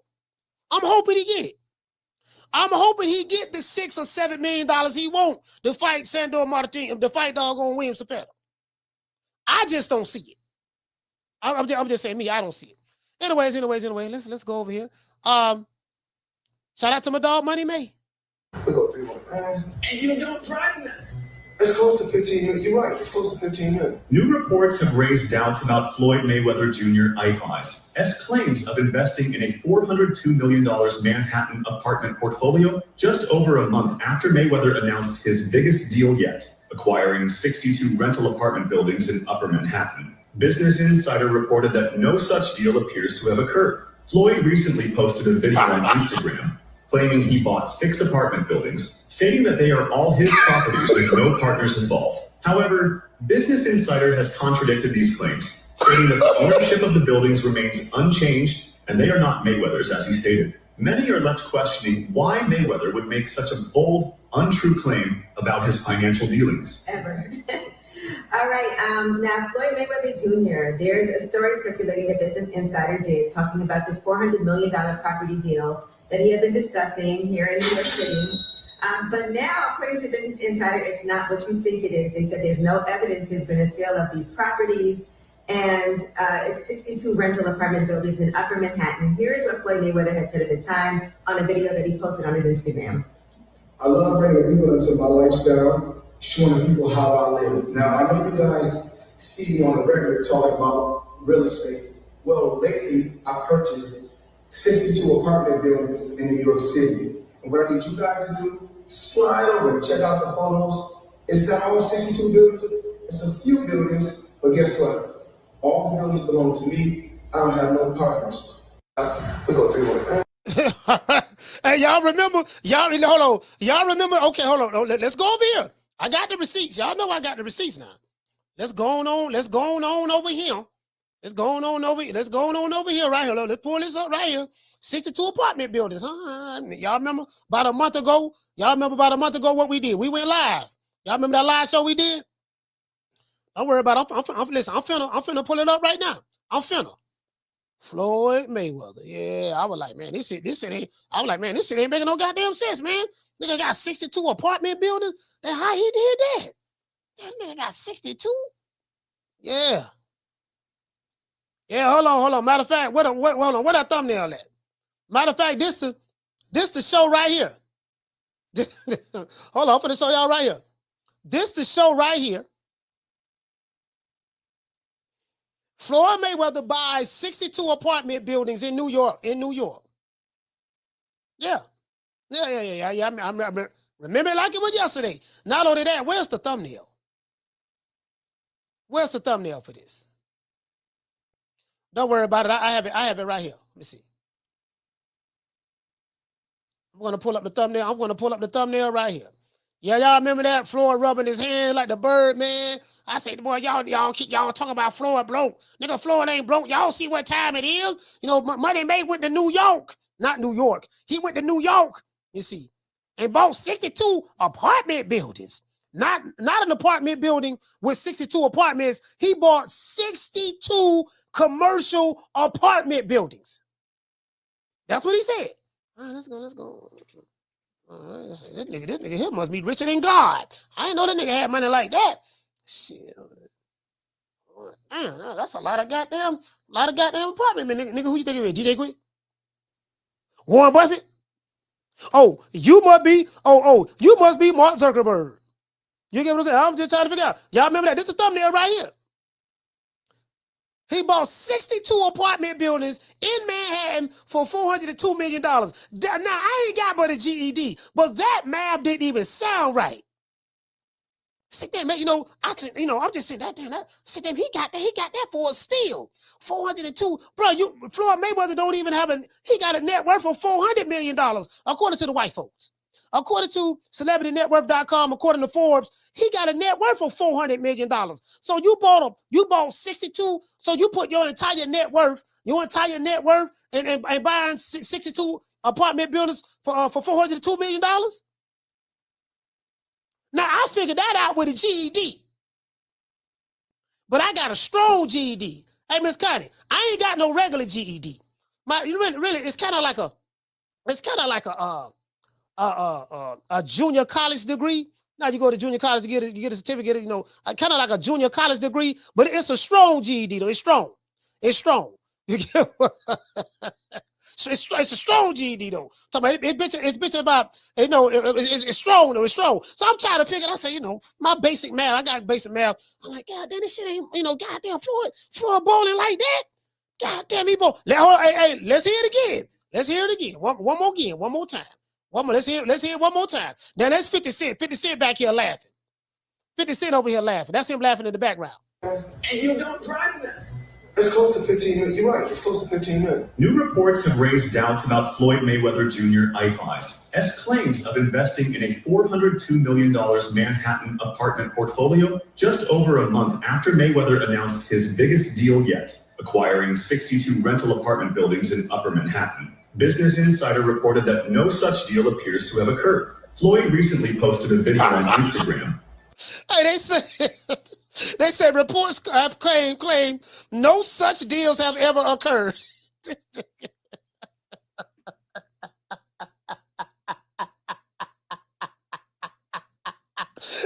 got in contact with the people who own the property.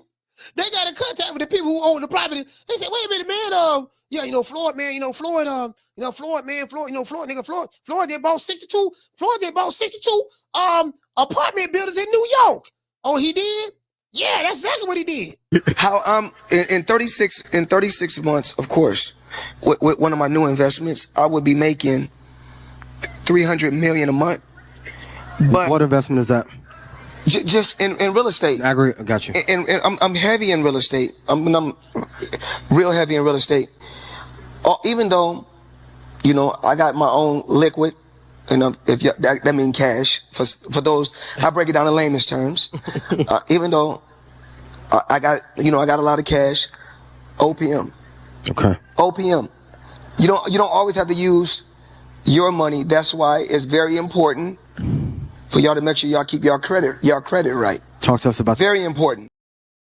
All right, okay. All right, just had to play that. $300 million a month now, real estate. So maybe this is the property he was talking about that he don't own.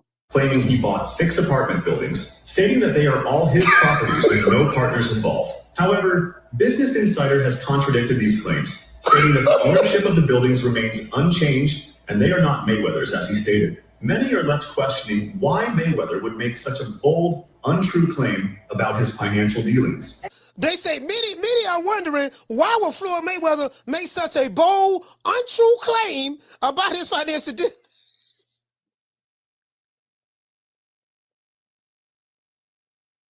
this tape. Sources say, hold on. Sources say Al Heyman, they say Al Heyman done ran off on the plug. Ran off on the plug twice. Sources say the reason why Al Heyman is in hiding, he done ran off with people's money. Ran off on the plug twice. The sources say, I don't know how true that is now, but boy, a little Tweety bird told me. I was talking to a Tweety bird the other day. I say, Tweety, he say, what's up, coach? I say, Tweety bird, what you heard? What's the word for the day? He say, man, Al Heyman, man, owes so many people money, man, he on the run. Ran off on the plug twice. He is, yeah. IRA looking for him, the FBI looking for him, the CIA looking for him, the Department of Homeland Security looking for him, the National Guard looking for him. We can't find him. Can't find him. Yeah, what happened? He ran off on the plug. Ran off on the plug twice. Have you talked to Floyd? Yeah, he ran off with Floyd money too. Ran off on the plug twice. For real? Y'all don't believe me? Go Google that shit. Don't everybody believe in Google? Go Google that shit. But we still got to thank Al Heyman. Well, you know, I guess I got to be like everybody else and thank Al Heyman. You dig? Nigga, please. Anyway, hold on. Let's finish this up. Let's go back over here. Ever. All right. Now, Floyd Mayweather Jr., there's a story circulating that Business Insider did talking about this $400 million property deal that he had been discussing here in New York City. But now, according to Business Insider, it's not what you think it is. They said there's no evidence there's been a sale of these properties, and it's 62 rental apartment buildings in Upper Manhattan. Here is what Floyd Mayweather had said at the time on a video that he posted on his Instagram. I love bringing people into my lifestyle, showing people how I live. Now, I know you guys see me on the regular talking about real estate. Well, lately, I purchased 62 apartment buildings in New York City. And what I need you guys to do, slide over and check out the photos. It's not all 62 buildings. It's a few buildings, but guess what? All the buildings belong to me. I don't have no partners. We go 3-1. And you don't drive them. Hey, they say floor line. All you flowballs, hey, for all you flowballs out there now, I want y'all saying, oh man, they hating on the black man. They trying to tear the brother man down. No. This ain't this man. They say the man capping, man. They say the man capping. $300 million a month. That's $3.6 billion a year. Like, nigga, you making more money than Jeff Bezos. Jeff Bezos don't make $3.6 billion a year. He ain't making $300 million a month. He making a lot now, but not $300 million a month. Oh, so you making that kind of money now? Yeah, dog, $300 million a month. You know, I'm in real estate. You know, I'm heavy into real estate. Oh, you is? After my God, I respect it. I respect it. After my God. I respect it. After my God. Give him after my God. You second to God, champ. No. I didn't listen. I respect him. I'm sorry. I respect him. Come on for the nigga pass out. Take the picture, please pass out. Yeah, get him before he pass out. Yeah. Hold him up. Yo, we gotta take this guy everywhere. Yeah. Yo, champ. He needs air. He needs air. Take the picture. Take the picture before you face the picture. That's my hero, right? That's my hero. One more. It takes a lot to take a lot to do. All right, why are you pushing? Don't worry about it. Come on, I got you, all right? After my God, I respected y'all. True. Get off your knees, nigga. Why are you on your knees? For what? Floyd broke. He ain't got no money no more, man. Why you on your knees, dog? Well, ready to confess your undying love. Get off your knees, fam. God, they right here scandalizing Floyd name. You know what, man? You know what I'm gonna say. This is what I'm gonna say. I'm gonna drop the phone line. I think this is a diabolical scheme by the man to tear down my brother's image. Floyd Money Mayweather made the most money than any boxer in the history of boxing. And the white man cannot stand that. So what they are trying to do They are trying to tear our brother down, dismerchify his name, destroy his character assassination attempt, knowing doggone well that he's making $300 million a month. He's making $3.6 billion a year. He really did buy 62 apartment buildings in downtown Manhattan. He really did buy that. The man is so upset that Floyd uses OPM, other people's money, in order to make things happen, that they trying to scandalize and dismerchify my good brother's name. True. But two things can't be true at the same time. We still can't find Al Heyman. Sources say he's on the run. He owe a whole lot of people. You get what I'm saying? That's all I'm saying. You know what I mean? It is what it is. Anyway, I'm going to drop these phone lines. Y'all call the show, man. Tell me what you think about the Shakur Stevenson situation. What do you think about what Ed Hearn had to say? And what do you think about just Floyd, like I said before, Mr. Floyd Mayweather, being caught up in lying about the property that he bought. You want to talk some shit? Call me. Start some shit, bitch. Sup, fool? You gonna talk shit about me, homie? Where you from? Hundreds of niggas is waiting for your motherfucking call, and they all talking shit about you right now. Call the coach at 530-494-9636. We waiting on your bitch ass. Like I said before, caller, what's your name? Where you calling from? Jamie from New York. Jamie, talk to me. Coach, you know I'm going to call in, bro. This guy, bro, I don't know where to start now. Brother, Floyd Mayweather, lying motherfucker. So the truth is out, huh? Hey, man. Coach, brother, when you did that show, and you told us that this guy bought 63 buildings in Manhattan, 62, whatever the hell. Yeah. Brother, every New Yorker in the chat knew this motherfucker was lying, bro. Me, personally, I rolled my eyes. I was shaking my head, bro, literally. Like, what the fuck is this guy talking about now? Coach, I lived in Spanish Harlem about 25 years ago. I left, never went back. There were drugs everywhere. And that guy bought a building or two, several buildings in that area, I understand. But when we're talking about lower Manhattan, where I took you, bro. Yeah, we took me up. Stop. Yeah, you took me over to lower Manhattan. Stop, bro. But it looked nice. Brother. It looked nice over there. I ain't gonna lie. Listen, wherever he was at, that video he showed, that clip that he's walking down the street is beautiful and clean. Brother, stop it. Bro, I don't, bro. Listen, bro. The motherfucker's lying, bro. Like, you're a grown ass man, bro. You know? I'm speechless, bro. I don't know what to say, Coach. You know? And this motherfucker, bro, isn't he like near 50, right? Who, Floyd? He's 50, I think. No, Floyd, 48. He's 48. Okay, all right. Nigga, But yo, man, he don't listen, both skyscrapers. He owns skyscrapers in Dubai. Brother. He owned a skyscraper, in New York. Bro, if you're not a billionaire, you're not buying 62 buildings in Manhattan, bro. Okay? For real, Coach. Bro. No, you got to be a multi-billionaire. And I mean, in order for you to buy 62 apartment buildings in New York, bro, you got to have Jeff Bezos type money. Warren Buffett type money. Multi-billionaire, bro. Elon Musk type money. And the motherfuckers that have it, they don't even talk that way. They don't move like that, bro. You know what I mean? This guy always talking about he's got this, he's got that. Bro, nobody cares about your motherfucking money, man. I got my own shit, bro. I'm not bragging. You know what I mean? Like, what the fuck, bro? Listen, and another thing, stop wearing all that goddamn jewelry, man. You're too old for that shit, bro. You're looking stupid. Is that why he needs all that security, Coach? So he doesn't get robbed? You know? Hey, man, fuck that guy, bro. He's full of shit, bro. 62 buildings? Yeah, okay. All right. But anyway, Coach, Shakur, listen, bro.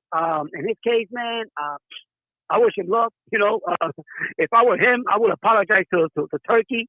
You know, and tell them that you made a mistake, bro. You know what I mean? In this case, take what they give you. You know, this somebody needs to tell this guy, man. I'm sure he knows this, Coach, as a professional fighter. You know that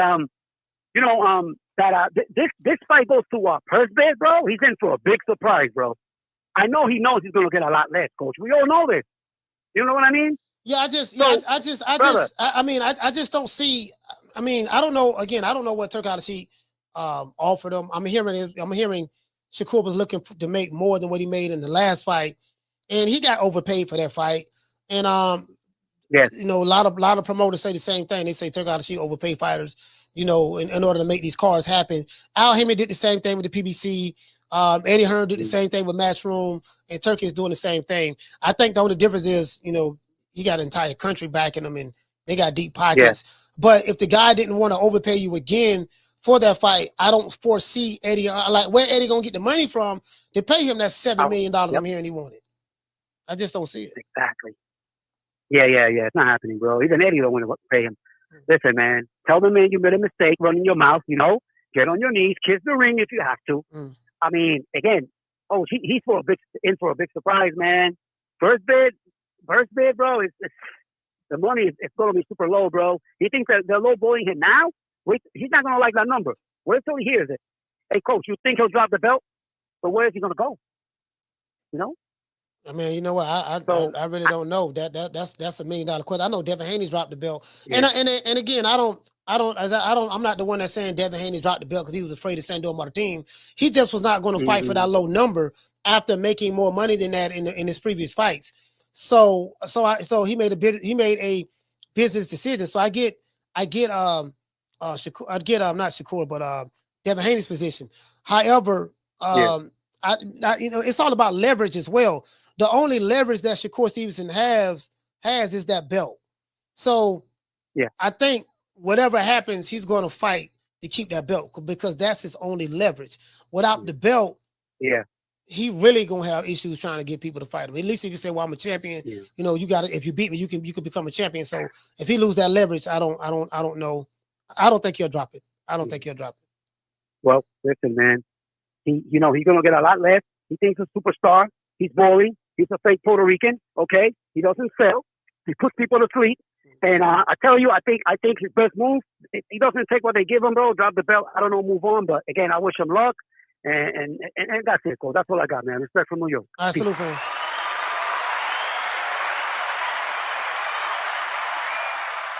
Yes, I do. Hey, shout out to Lisa. Shout out to Lisa Bell. She was talking about Jake Paul signing all these female boxers. Well, I know Jake Paul, he signed Alicia Baumgartner. And I think that was a great move. And I think that was a great move by Alicia Baumgartner and Jake Paul. Because Amanda Serrano is probably going to retire after the third Katie Taylor fight. When Katie Taylor and Amanda Serrano fight again, and people may be asking why they fighting each other again. Well, they make the most money fighting each other. I mean, they become millionaires fighting each other. Hell, I'm hearing, you know, again, I haven't seen the contracts, but I'm hearing that Katie Taylor and Amanda Serrano, their last fight, they made like $3 million a piece or something of that sort. Or maybe more, I don't know. You get what I'm saying? Ain't no women making that kind of money in boxing. You get what I'm saying? What women you know making that? I can't name one. Matter of fact, they might have got paid more than that. Because that was on Netflix and stuff like that, fighting on the because Mike Tyson was the draw, you know, that undercard. So yeah, they made you get what I'm saying? They made a lot of money, bro. So it just makes sense. Just fight each other. I think if Amanda Serrano were to win his last fight, which I don't know, she lost 2 close ones. If she were to win, I think she rides off into the sunset. I don't think we're going to see her and Carla. Hold on. I don't think we're going to see her and Alicia Baumgartner fight each other. So if she go ahead, and what you said, Lisa, you said you heard it was way more than that. Yeah, you know what? You know what, Lisa? All jokes aside, I heard it was like $5-6 million. But I'm not sure about that. I'm not sure about that, to be fair. But that's why I just threw $3 million out there. But I heard it was like $5-6 million a piece they won. But however, Alicia Baumgartner is younger. She's very talented. She's beautiful. Fine as all outdoors. And you can market her. Jake Paul can market her. I think that's a great move by Alicia Baumgartner going over there. Because now she can get all those fans who love Katie Taylor, love Amanda Serrano, love Jake Paul over there. And listen, if she work it right, she can get in, she can go ahead and ride that wave. Carla, what's your name? Where you calling from? Corey from Texas. Corey, talk to me. You hear me, Coach? Yes, sir. Go ahead. So you said Shakur is going off on Turki Alalshikh, or you said something disrespectful or something? Yeah, I mean, like he said that yeah, I can go right to his Twitter page. He said that yeah, man, Turki Alalshikh off, you know, hold on, let me go here. Yeah, it's right here. Shit, I don't want to misquote. I don't want to misquote what he said. So I'm gonna just read it directly. I'm gonna just read directly from him. Let's see, me and my team, yada yada yada. But anyways, go ahead. He said something. He kind of like said something. Yeah, so it's just okay. So I don't know if these fighters, coach, understand how economics work. I don't know if they took a lesson out of AB's playbook, but as you see, once AB disrespected Al on that extreme level, Al Heyman was done with him, and as you said, he was fighting on the Chitlin circuit. I hope Shakur don't get into no thing with Eddie Hearn in the future saying Eddie not paying me enough or he paying me the same as Top Rank. Because at some point it ain't but so many promoters that's gonna pay you so much money, or I should say the top promoters that's gonna pay you. So I just don't think these young kids understand about the lessons about burning bridges like at a certain time in your life. I remember even Bud after the lawsuit with Bob Arum, even Bob Arum said, you know, I like Bud. He never did anything disrespectful. So even after that, I would still sign him back if he wanted to come back right now. Yeah, they settled out of court. That got settled out of court. So I just don't understand it. So I just hope he understands, you know, what type of fire he playing with. Because this what Shakur Stevenson said on April the 5th. So Oscar De La Hoya said after all that shit talking, Shakur Stevenson pulls out of the Zepeda fight. So Shakur fires back at Oscar. He said, "Is that what they told you?" Laughing emojis. He said, "Turkey promised me a number, and now he going way back on that number that he promised me and sending his tower boys to run me info instead of telling me straight up what he trying to do. I don't bow down to nobody, Mr. De La Hoya. Now let's negotiate." So that's what he said. Hold up, he said sending his power boys. He said that? Yeah, he said, yeah, go this again. Yeah, he done fucked up. Yeah, he done fucked up. He probably went too far there, but you know, like you said, he'll learn a Devin Haney lesson, because I guarantee you, Devin Haney turned down that shit with the purse bid as we did the show on in the summer with Sandom or whatever and Bob Arum. I guarantee you he ain't getting that much money to fight whoever he's fighting on May 2nd. So it's a dangerous slope, coach, that they playing with these youngsters. They think talking on social media and talking tough, but I don't think they understand, like, when you don't have that money in your bank account to back up what's coming out your mouth. I just hope you got a backup plan. And I'm not saying the man doesn't have the right to, you know, exercise his opinion, but it's like you said, you got paid this much money to fight a damn electrician. You didn't fight Kid Austin. You ended up fighting somebody else, and you got a big bag for fighting them. So I don't understand what is, maybe, like you said, Turkey's like, well, here, I'm going to pay you this for that, and then maybe if you get in the ring with Gervonta or somebody, I'll pay you more, but it's a slippery slope, coach. That's all I got, man. These kids got to watch what they saying, because money talks, and you know bullshit walks, bro. Absolute, fam. Yeah. So this is why I said what I said the other day when we did the show on Shakur Stevenson. I said, okay, he sent his tower boys. You don't bow down to nobody? Okay, fine. Let's see how much money you get now. See, this is what I think. I think that if Shakur wanted to reply back to Oscar De La Hoya, he should have just said, "Is that what they told you?" Well, you know, that's not what happened. But anyways, let's negotiate and make the fight with me and William Zepeda. All this extra stuff, you know, Turkey promised me a number. You know, he going back on their promise. He's sending his tower boys instead and telling me straight up, I don't bow down to nobody. Okay, so you don't bow down and this and that. And he promised you a number. Okay, so will you be able to get that number in this negotiations with Oscar De La Hoya? Your team negotiating with Golden Boy. That's the $1 million question. Okay, whatever that number was, okay, will you be able to get that number now?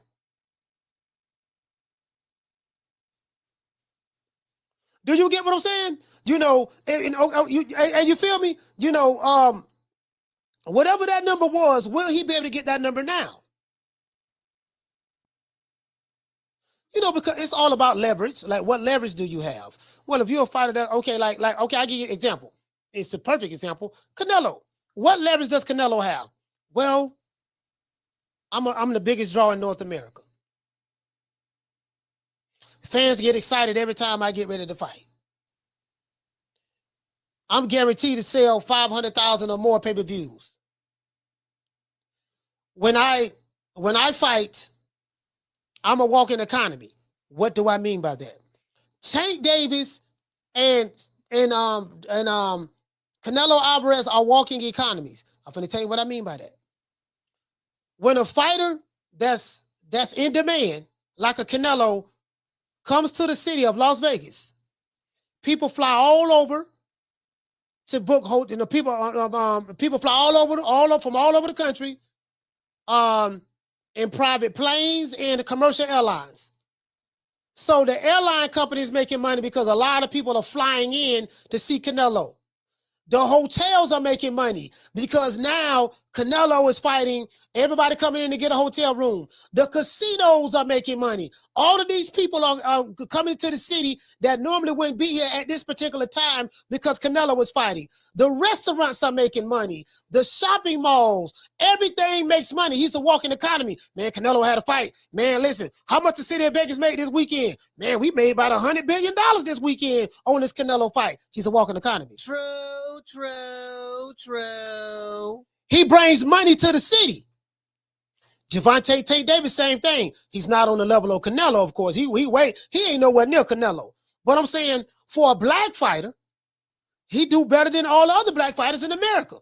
When Tank come to New York, guess what? The Barclays Center gonna be sold out. Ain't too many niggas can sell out the Barclays Center. And Tank selling out the Barclays Center with Lamont Roach. Roland Romero. He's selling out the arena in DC fighting Hector Luis Garcia. People flying in, driving in, they're gonna pack the arena. You know, the restaurant's gonna be thick, the club's gonna be thick. Why? Because Javante Davis was the attraction that brought all of those people there for that particular moment in time. Do y'all get what I'm saying? So my question is Shakur that type of fighter? Shakur, is he that type of fighter to where he's a walking economy? When his fight is announced and he finna fight in America, do you have people flying in from all over to see him? Do airlines have a spike in traffic and money because people flying in? Do restaurants, you know, people eating at the restaurants because they flew in the city? Hotels, packed. You get what I'm saying? Gambling casinos is packed. Do Shakur have that same drawing power? Shout out to Drumming for Life. The question is this: if he doesn't, then what? That's why I say whatever money that he's expecting to get, good luck. Caller, what's your name? Where you calling from? Hey, man, what's good with you, bro? Hey, Ron Boy Fresh, talk to me, brother. DC, stand up. Man, Shakur getting trick bags. I mean, they just using core name, man, a little bit, because at the end of the day, we gotta understand what's going on. Zepeda ain't fighting no core, even if it go to purse bid. Yeah. Golden Boy ain't doing it. Let me tell you why they not doing it. Is because they will much rather take their chances in the WBA and become the mandatory for Reggie. It is more money to hop in the Reggie raffle. It is more exposure to hop in the Reggie raffle than it is to fight Cole. Because everybody know that I know y'all probably think Zepeda is tough, but Cole beat the brakes. He will flush that motherfucking radiator, bro. Yeah, he gonna beat. And Oscar not about he will beat the break. Look, all you gotta do is look at the farmer fight. Like, wow, what are we talking about, man? Like, let's stop. Let's just stop it right now. So at the end of the day, why would Oscar want to even make a call versus a Zepeda fight? That's a fight they didn't want any for a while now, and now you see why. And so now you have, okay, well, if we gonna have you lose to somebody, we gonna cash you out the right way. Core ain't the cash out fight. Oh, we got the Reggie Raffle coming up. And you Mexican? Oh yeah. It's a high chance because it's like this Bama, he done with the brothers. This the last you gonna see Reggie fight another brother. That's it. They done gambled too much. They done fucked around, and then they got a Joker from DC. Oh nah, hell nah. If they get out of this one, oh, you can forget about it. There ain't no more brothers. That's it. That's it. It was a reason why they kept away from the brothers. But at the end of the day, Slim, they going back to that Hispanic menu. It's going to be Zepeda, Edwin De Los Santos. That's what's up next if they can get past Lamont. Even if they get past Lamont, we at the point now where they already got their excuses and shit. But at the end of the day, Core just need to chill the fuck out. Stop having too much transparency. Hey, don't burn no bridges. That's all. Can't nobody beat you. And I mean, it is what it is. We know you ain't a draw outside of North or whatever.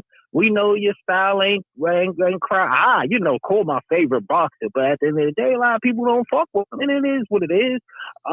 You just chill out and do what you do in the ring. But that whole Oscar and Golden Boy shit, that's a lot of faking. Like, I'm telling you, they not fighting no Cole. Hey, Brown Boy, you think so? Yeah. So you think they gonna milk the clock, take it all the way to purse bid, knowing damn well? Yeah, knowing damn well they not gonna fight Cole. This is all just free. You know how you is now. It's cool to talk about who you gonna fight, opposed to really fighting them now. They done made it cool to attach your name to boxers you know that you're not gonna fight.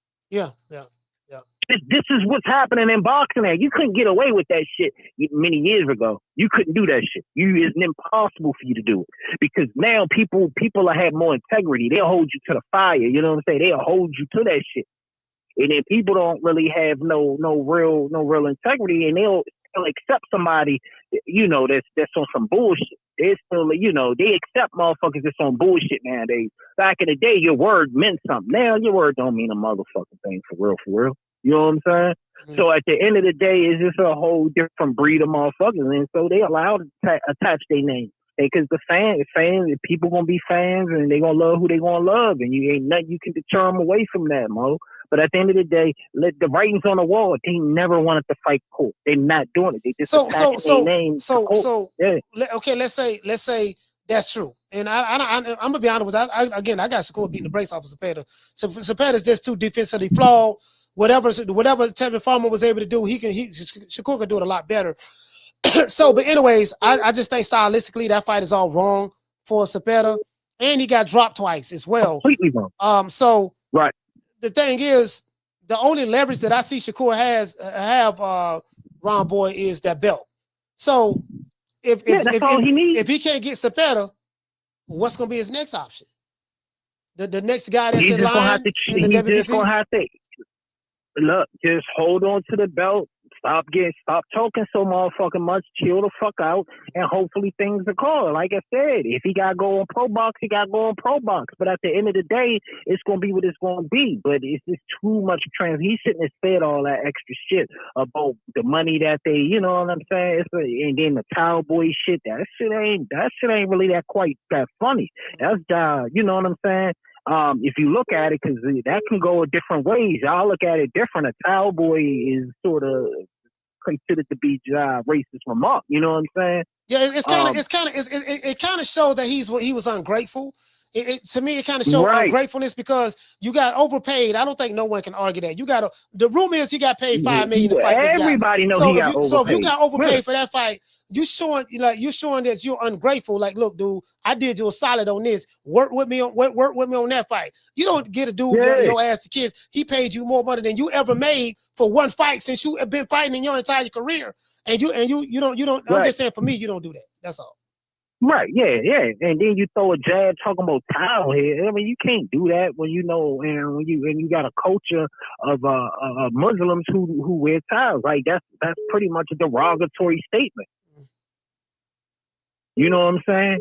But it is what it is, Mo. But like I said, Core just need to chill out, hold his belt. Well, I mean, he's a boogeyman. Ain't nobody gonna fight you, Slim. You just gotta chill out or take some sacrifices. I know he said he a man and this, and he need to be respected at some time. Men take sacrifices, and you have to point now, Slim. You might just have to take some serious ass sacrifices to get the shit you really want, and that's just what it's gonna be. But that's all I got for you, Slim. All right, salute, fam. Round boy, DC, stand up. Hey, shout out to round one. Round one says this is what's wrong with boxing, overpaying fighters who still want more and can't sell. Yeah, you know what? Hey, you make a valid point. That's my whole thing. Like me, I like Shakur Stevenson. I like him. However, you know, I gotta address the obvious. You know, I gotta address the obvious. Like, dude, man, you got paid more money than you ever been paid. Hold on. To fight an electrician.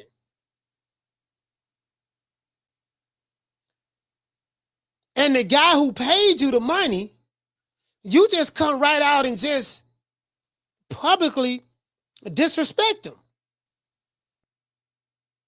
Why would you do something like that to that guy? I don't bow down to nobody.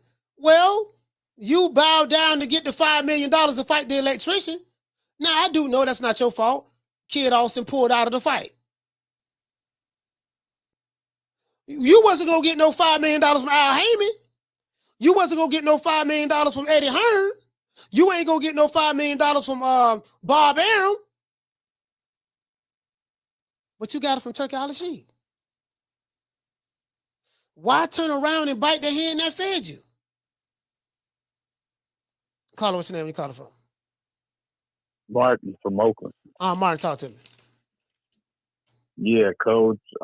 Man. Just when you think Shakur can't get no worse. I mean, he could have talked all the shit in the world about Oscar when nobody had cared. You know what I'm saying? You know, but once he, you know, starts over here taking jabs at Turki, and then what he needs to remember is Turki ain't just the one-man operation. Turki represents other people. So you don't have to just worry about disrespecting or offending Turki. You got to worry about the other cats. And if them cats are thin-skinned, and if them cats are like, you know, heavily invested in, hey, what's going on Twitter and what's going on with boxing, and they hear that type of shit, they're going to be like, fuck that dude. You know what I'm saying? And, you know, some people disrespect him once, and that's all she wrote. You know what I mean? Because what can you do to get back in their good graces? You know what I'm saying? Yeah. Once you take it there, you know, they don't step away. And one thing about people with money, Coach, them motherfuckers are extra petty. And if they could go out of their way to make your life miserable, they will. If they could, you know, have to go to the point of, Eddie Hearn, man, I'm going to throw these fights your way. I'm going to do this for you. You know, Bug Eyes from, you know, from Queensberry. You talking about Frank Warren, yeah. Yeah. Don't fuck with Shakur. They'll do it because they know where their bread is buttered. And he's the only one that's going to lose out. You know what I mean? That's the thing. Like, you know, everybody kissing that dude's ass for a reason because they know that's where the money's at. Yeah. You know what I mean? And to just up and just say fuck this dude over nothing, over a bullshit ass fight that I don't think anybody thinks he'll lose. So why are you tripping? Sometimes you just gotta bite that motherfucking bullet and make it up on the next one. You know what I'm saying? Be like, all right, man, I got you on this one. And I'm pretty sure he wasn't offering him like no $1 or $2 million. So you know he went, you know. Of course. I'm pretty sure he wasn't offering that. He's going to offer you more than what you're going to get from. That's why I say I'm kind of anxious to see. Okay, what is he going to be able to do in negotiations? I am of the opinion that I don't think that fight may not happen. You know, from a stylistic standpoint, I think this fight is all wrong. Now it can work in Zepeda's favor. Maybe he can overwhelm Shakur and stuff like that. But the way I foresee this fight coming, you know, Shakur is he's gonna be on that back foot. You know, he's gonna jump out of the way of danger. You know, he's gonna be countering Zepeda all night long. And if Zepeda gets too close, he's gonna tie him up, make the referee break it up and reset. It's gonna be a boring fight. And I think that's the best way that Shakur can make that fight, win that fight, is to make it boring. Now if Shakur was to step forward to Zepeda, try to get him on that back foot and show that he can't fight off the back foot, and then try to take him out, even if he don't take him out, but if he fight him a little bit more defensively sound while being aggressive at the same time, but then that'll probably be good in one note, but I don't think he's going to fight him like that. So yeah, I don't see him getting, I don't see it, bro. I just don't see it, to be honest. Yeah. The one reason why I think the fight will happen is nobody's expecting Zepeda to win that fight. And when you're fighting a fighter that's way more talented than you, way more skilled than you, like with Floyd, you got your ass whooped. Hey, everybody expected it. No harm, no foul. You did what you could. On to the next. He'll get a pass. He'll get a pass from his fans because he fights a tricky style that's hard to look good against. That's why everybody rather fight Tank, because at least Tank could sit there and he'll trade with you. Tank or bang, whereas Shakur, he can try to out-finesse you. So if he gets dominated 12 rounds to nothing, I don't think his stock goes down that much, but you know what I mean? Plus, he's not used to making much money, so it's not that hard to make him happy. So I think he'll go for it. Shakur won't. And, like you said, he can't afford to drop that belt because that's the only thing he got going for himself. So he in a bad situation, Coach. All right, salute, fam.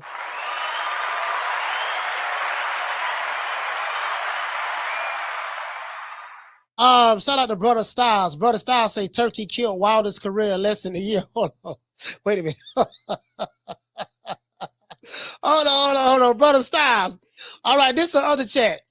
Brother Styles say Turkey giving a lot of money out, but he isn't promoting them right. Well, Turkey's not a promoter. So I think that's where you got to twist it at. Turki Alalshikh is not a promoter. He works with promoters. You get what I'm saying? When he works with promoters, he works with Matchroom, he put his cards together. And if you watch any of his fights, all of the promoters for their prospective fighters call a hold on. It's there.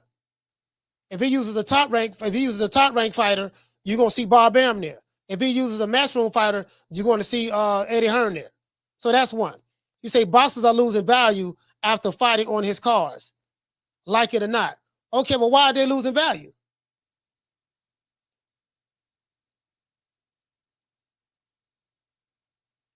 Your opinion is they're losing value. How? Why are they losing value? Let's go. Brother Styles say Shakur has a point. What point does he have? Brother Styles say Turkey killed Wilder's career in less than a year. How did Turkey kill Wilder's career? Wilder got beat by Joseph Parker, and he got knocked out by Zhilei Zhang. Wilder sold his services for the check. If Wilder wasn't good enough to beat Joseph Parker or beat Zhilei Zhang, that's not Turkey's fault. That's Wilder's fault. No one made Wilder take those fights. Brother Styles say Turkey killed Bukole's career. How did he kill Bukole's career? So it's Turkey's fault that he hit Deontay Wilder in the face with a bag full of money. He killed Bukole's career. Bukole, he didn't make Bukole come over there and fight. Bukole saw the money he was going to make to fill in to fight Joseph Parker. He agreed to it. He was happy. He hit him in the face with a bag full of money, and he agreed to it. He didn't put a gun to his head and make any of these fighters fight. He said, who has Turkey made a star? What you mean, who has he made a star? This dude all over the place. True. Turkey is not a promoter. Caller, what's your name? You calling from? Jersey Bob, how you doing? Jersey Bob, talk to me. Listen, I love Shakur, but Shakur Zepeda is not a pay-per-view fight. And, neither one of them should be making a lot of money for it. That's the problem with boxing. Shakur should be getting about $1 million to fight Zepeda. I think it's the easy fight. I would take the fight, whatever Turkey, I would give Zepeda in the ring and destroy him. So I would take whatever Turkey offered me, because that's easy. That's an easy, nice work. I don't think Zepeda got any chance of beating him. And I would have took the money. But Shakur, man, like I said, you messing with the wrong person trying to talk about Turkey. He got the money. Because like you said, the first bit, Oscar don't even want to fight. So why would Oscar put money up for Zepeda to fight Shakur. Yeah. Right, Coach? Why would Oscar put any money up on the purse bid and he knows Zepeda can't beat him? Yeah, it's not. And why would Eddie Hearn put up a lot of money? Yeah, it's not at a purse bid yet. They have 30 days to negotiate. After the 30 days, if both sides are not able to come to an agreement, it's going to go to a purse bid. It reminds me of the same situation with Devin Haney and Sandor Martin. That's why I bring that up, because Devin wanted a certain amount of money with nobody paying him the kind of money that he got paid in the past. So Devin Haney decided to, okay, we're going to let this fight go to a purse bid. And when it went to a purse bid, no one showed up. Only one company showed up, and that was Top Rank.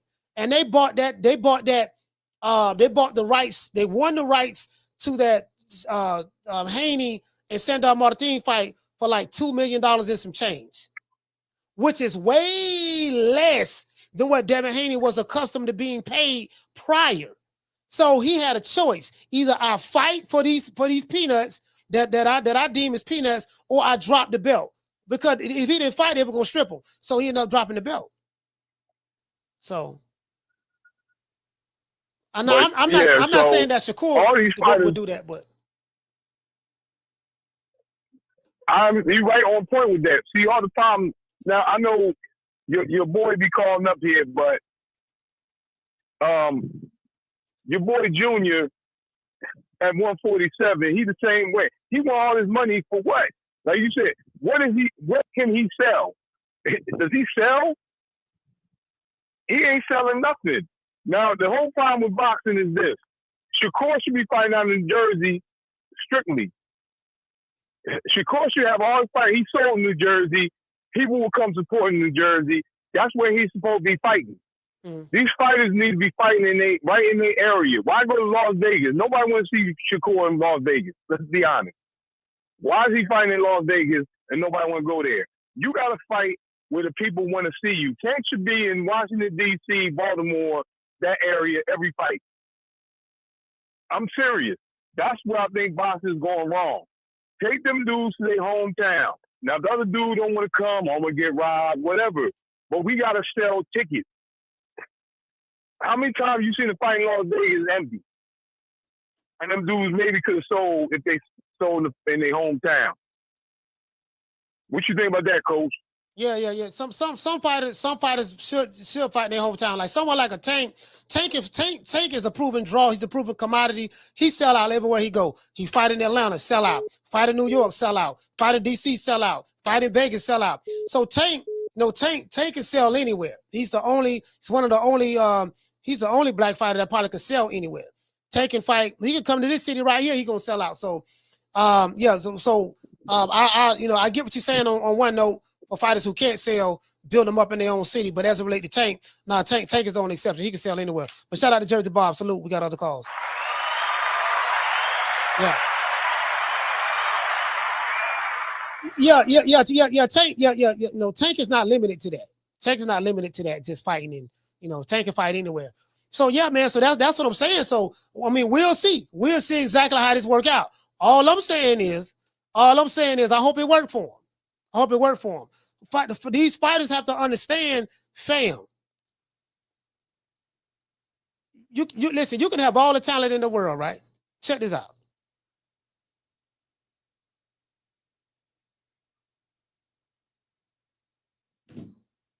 Caller, hold on. You can have all the talent in the world, right? You can be, man, he got skills. This is where these fighters get it twisted at. Man, look how good he is. Look how he pivot. Look how he feint. Man, he got skills. He deserved to get paid $8, $9, $10 million. You don't deserve to get paid because $8, $9, $10 million because you got skills. You deserve to get paid $8, $9, $10 million because you's a draw. You have people flying in from all over the world or all over the country coming to see you. You are walking economy. When Tank go to Vegas, people fly from all over the country. Vegas may wait.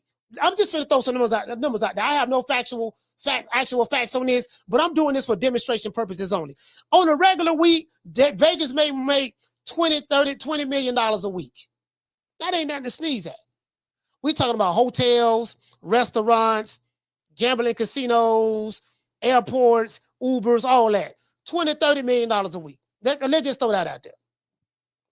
When there's an event that comes, like a Javante Tank Davis or a Canelo fight that come to town, we normally would make $20 million this week. Now we're making $100 million this week, $150 million this week. What changed? This one guy that's coming to our city to fight is attracting all of these people who normally would not be here around this time to come here. So it ain't based on, yeah, man, I got a whole lot of skills. My nigga, my jump back game is pound for pound. I'm quick. I got reflexes. I got a mean left hook. All that is good. But if you can't draw flies to shit, guess what? All them skills don't mean a goddamn thing. True. It means something inside the ring against your opponent, but inside the pocketbook or the purse, it don't mean that. This is where these fighters getting it twisted. Carter, what's your name? Where you calling from? It's Kermit from DC, Coach. Kermit from DC, talk to me. Hey, Coach. Now I heard you say that Top Rank won the first bid for $2 million. So break that down. How does that spread out? $2 million for the fighter or $2 million for the whole event? How does that work out? No. It's whatever they win the purse bid on. So if they win the purse bid for $2 million or $3 million, 60%.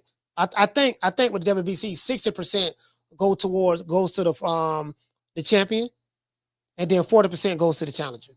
So they're gonna split. It's a 60-40 split of the overall number that of the purse bid that won the fight. They're going to split overall of the purse bid. Yes. Of the $2 million. Yes. Oh, okay. All right. Okay, thanks, Coach. That's what I want to know. Yes, sir. And that's just an example. The number could be higher, higher than that. I'm just using, just giving it for example purposes. So hold on. Let me pull this up. Let me address this. All right. This guy says, so coach is saying it don't matter if you're nice in boxing, you got to be popular. Skills don't pay the bills no more, huh? No. That's not what I'm saying. I'm not saying that it doesn't matter if you're nice in boxing. You could be nice, but you still have to be a draw. I think that's the part you're missing. You still have to be a draw. So what I'm saying is you don't. Okay, put it this way. Let's forget popularity. Let's forget popularity. What makes an average fan want to fly from all over the country, spend thousands of dollars for the weekend to see certain fighters, but they won't do it to see other fighters?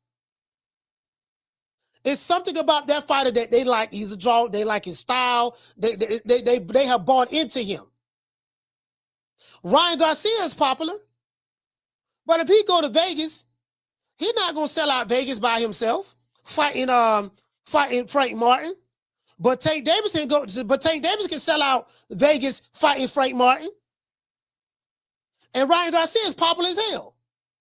There's a difference. You get what I'm saying? So no, it's not as simple as that. It's not as simple as that. That's not what I'm saying. It's just, bro, like you gotta, like the fans have to really, you have to be a draw and attraction to them. Phenomenal fighter, hell of a fighter. You have some of the greatest skills in the world. Unfortunately,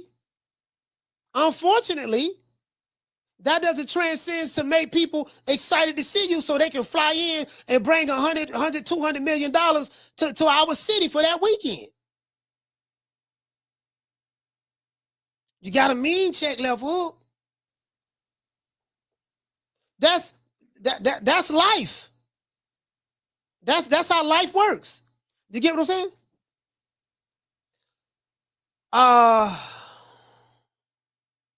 Hey, shout out to Behind the Head. Mo City, what's going on? He said, shout out Vegas fight, Poach Chop Willie. Bro, listen, check this out. Bro, you can't get mad at Tank for that.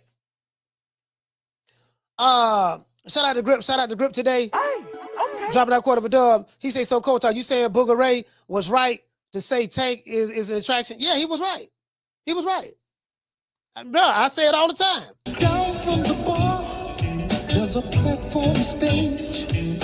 People pimping, sharp as razor blades. I don't agree with that. I don't like it. But just because I don't agree with it and I don't like it doesn't make it factual. This ain't about my feelings. This is the reality of the situation. The reality of the situation is the most popular black fighter in America is Gervonta Tank Davis. The reality of the situation is there's not a black fighter in America can do what Tank is doing. He sells out everywhere he goes, no matter who the opponent is. Tank Davis can make an announcement that he's fighting this ink pen. Man, Tank fighting the ink pen. I can go to the barbershop this weekend. Hey man, hey Malachi. Yeah, what's up? Hey man, boy, I see Tank. I see Tank finna fight that ink pen. Boy, in September. Yeah, man. Well, who you think gonna win now? What round you think Tank gonna knock him out in? Then they gonna be excited about it. True. Shakur Stevenson, he has to fight. He has to really fight somebody just to even get maybe half of what maybe a Tank could get paid. I mean, the people love Tank. So, that's all I'm saying, fam. So you got to pay like your way. Dude, does Shakur have the skills? Absolutely. But it is what it is at the end of the day. Hey, Casino called him. Casino called him. Yeah, man, I don't know nobody right here talking about, yeah, man, you talking about going to Shakur Stevenson fight or something he said or whatever. And I'm like, man, I'm just being honest, dog. Somebody may think I'm throwing shade. I ain't throwing shade. I use these crazy analogies for demonstration purposes only. I use a lot of hyperbole just to get my point across. But I think my point has gotten across. Everybody, that's why I say all these dudes think they Canelo. They think because Canelo can get 35 million in escrow before he even step in the ring. We talking about guarantee. They think that, yeah, man, nigga, Canelo done walked up in that bit, dog. He got 35. And shit, you get what I'm saying? Man, my nigga, I know I can get at least half of that. How? True. You get what I'm saying? How? Yeah, dog. So I hope it worked out for the brother, though. I'm calling. What's your name? Where you calling from? Yeah, man. It's Casino like Fred, coach. I'm saying, man, listen. I'm going to say it again, man, for the people who ain't. Listen, man. You know what I mean? People got to be realistic, man. Like, man, I ain't never, ever met a goddamn Shakur Stevenson fan in person, bro. I ain't never did. Bro, like, it ain't too many people who have. You know what I'm saying? Like, that's like seeing the Sasquatch. You know what I'm saying? Like, seeing a Shakur Stevenson fan in person. Like, you got to get on the internet to find them. You know what I mean? Yeah. But and people be talking about the skills and shit like that. But see, people got to put it in this perspective, right? Like, let's compare it to like rap, like hip hop music, right? Like, yeah, like who you would say, like, it's some people that's real like lyrical, right? Yeah. Like the typical New York rappers. Papoose. We'll do Papoose example. Yeah, Papoose, like Papoose. very lyrical. He's very lyrical. Yeah. Like, and niggas would be like, bro, you niggas ain't got skills like Papoose. Yeah. But nigga, ain't nobody bumping no Papoose in the car. Ain't nobody want to hear that shit. Shakur is Papoose. Shakur is Cassidy. You know what I'm saying? Cassidy. You know what I'm saying? Like, ain't nobody bumping no Cassidy. You know what I'm saying? He lyrical. Like, that's now. what it is, bro. He lyrical. He got the skills. Yeah, he lyrical. Yeah, you got the skills, but nobody want to hear that shit. Turn that bullshit off. Turn that bullshit off, bro. Nigga, motherfucker, 21 Savage bumping right now. I want to hear Weezy. I want to hear 21 Savage come on that bitch. You know what I mean? Yeah, what at all? NBA young boy. What at all? I won't leave a breadcrumb. Bitch, what I thought I did not say something. Red roll. But you know what be killing me about the shit, coach? Yeah.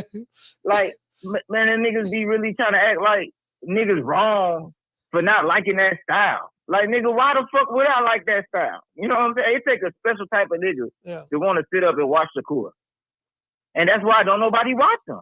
Because it take a specific type of nigga. Like, you gotta really, like, I don't even know what type of nigga watch that shit. You know what I'm saying? Like, is looking forward to seeing that. Like, nigga, I'm lit in real life, bro. My Saturday night is not ever gonna be no Shakur fight. You know what I'm saying? It ain't never gonna be no Shakur fight. I got way too much better shit to do than sit up watching Shakur. Like, it just is what it is. Like, if the nigga want to change that, he probably gonna get knocked out. You know what I'm saying? Like, he gonna have to, you feel me? Like, if he try to change his style, he gonna get knocked out. So it's like, why watch this nigga? You know what I'm saying? But of course, and I ain't hating. I mean, Shakur do got skills. I mean, he's a pure boxer. Man, but it's people who got skills. But it's people who got skills you can watch. They got other shit too. Yeah. You know what I'm saying? Like he's bro. All right, put it like this.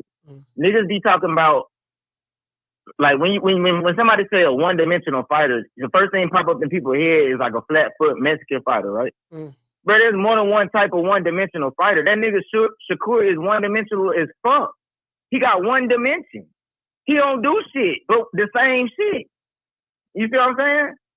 He's one-dimensional, and at least like, if you're a Mexican, like, I ain't no offense to the Mexican, but when people say flat-footed Mexican, they talking about he one-dimensional and shit like that. At least that shit be entertaining.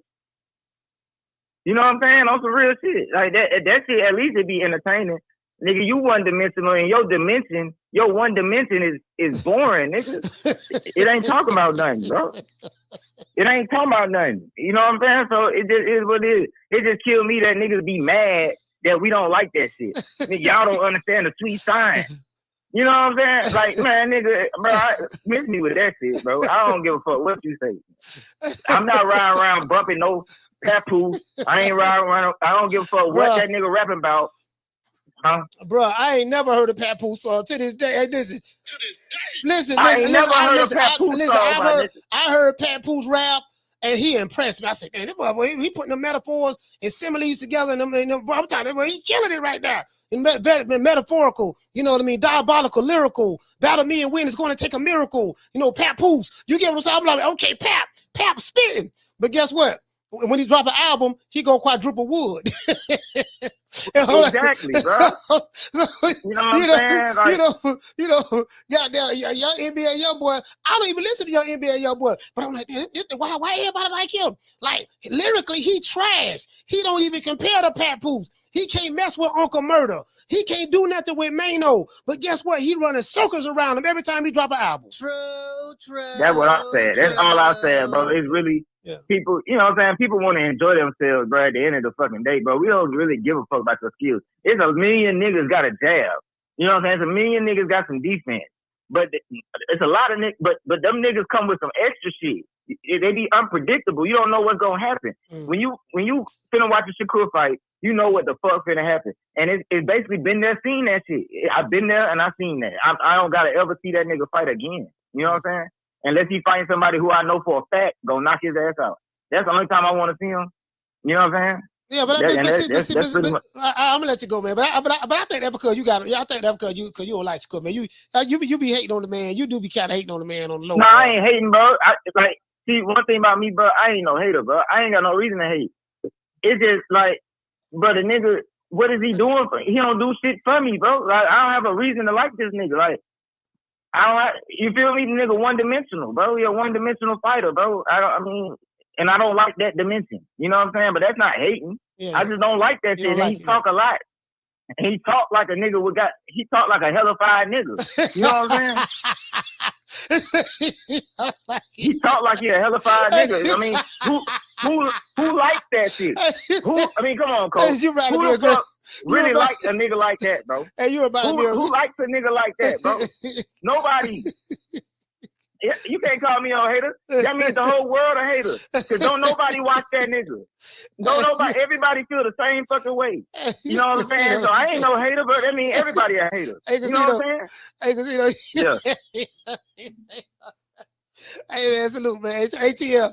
Hey, shout out to my dog Casino. ATL stand up, man. Salute, man. Thank you, brother. Hey, Casino boy, be rolling, boy.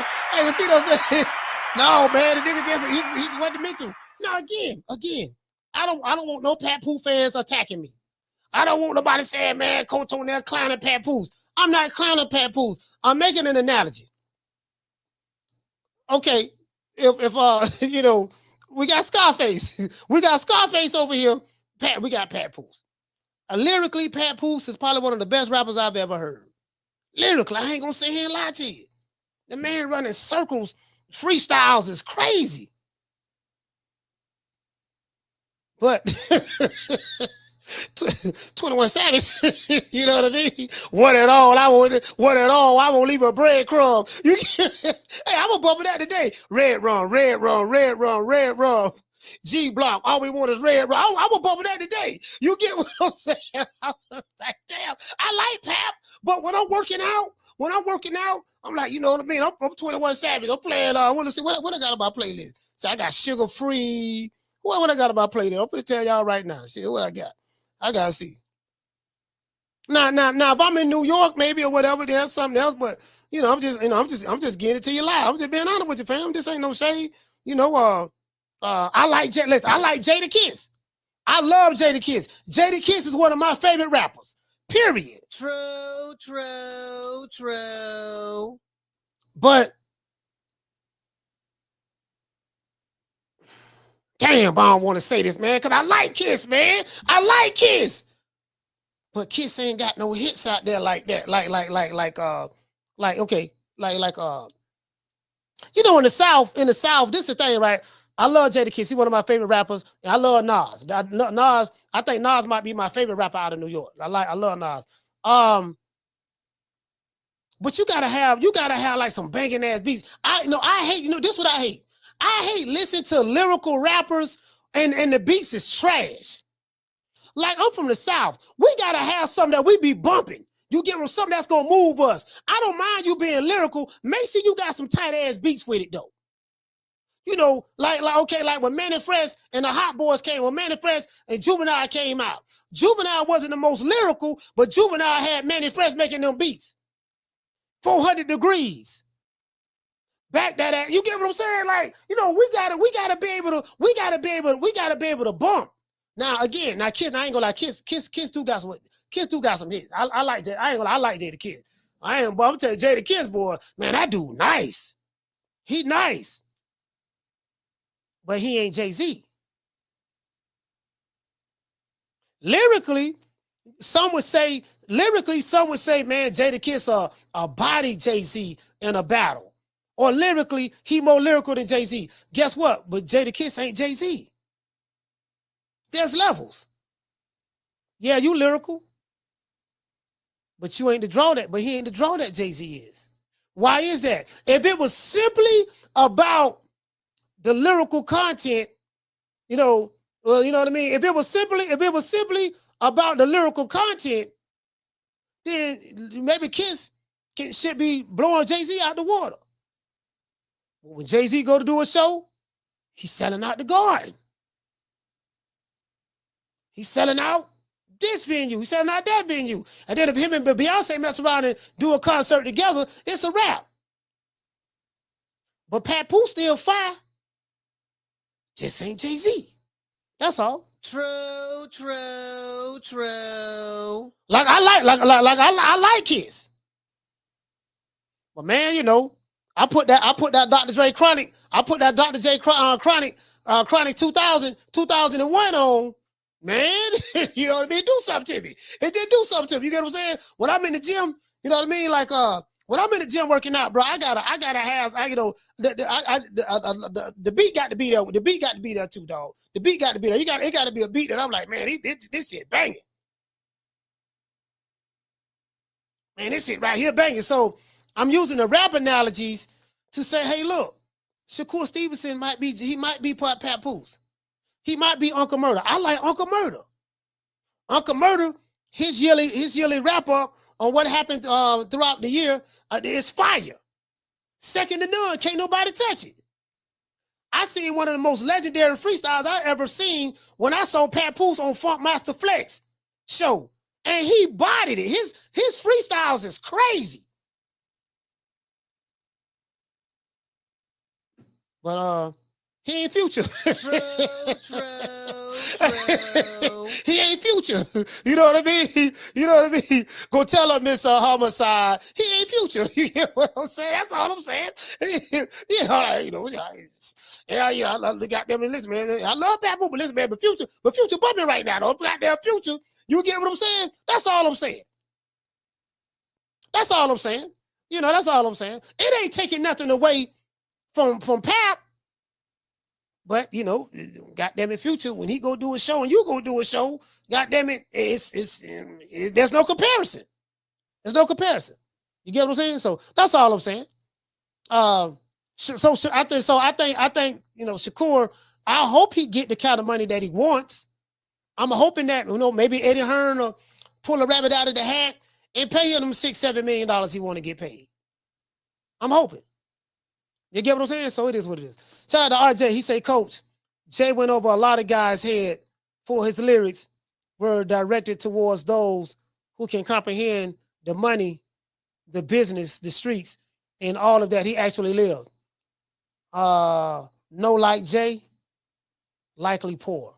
I guess you're trying to say if you don't like Jay, likely poor. Man, look here, man. I would say Scarface says, yeah, Scarface got a storytelling skill. Yeah, I love Scarface. I love Face. You get what I'm saying? Like, Scarface can't do no wrong. It's some rappers can't do no wrong. I'm like, man, listen, I'm sitting here, man, like, this nigga Future, man, what is this nigga Future talking about? But god damn, you know what I mean? Bro, let me tell you something. Listen, I don't even do drugs. I think the only thing I got to smoke is weed, right?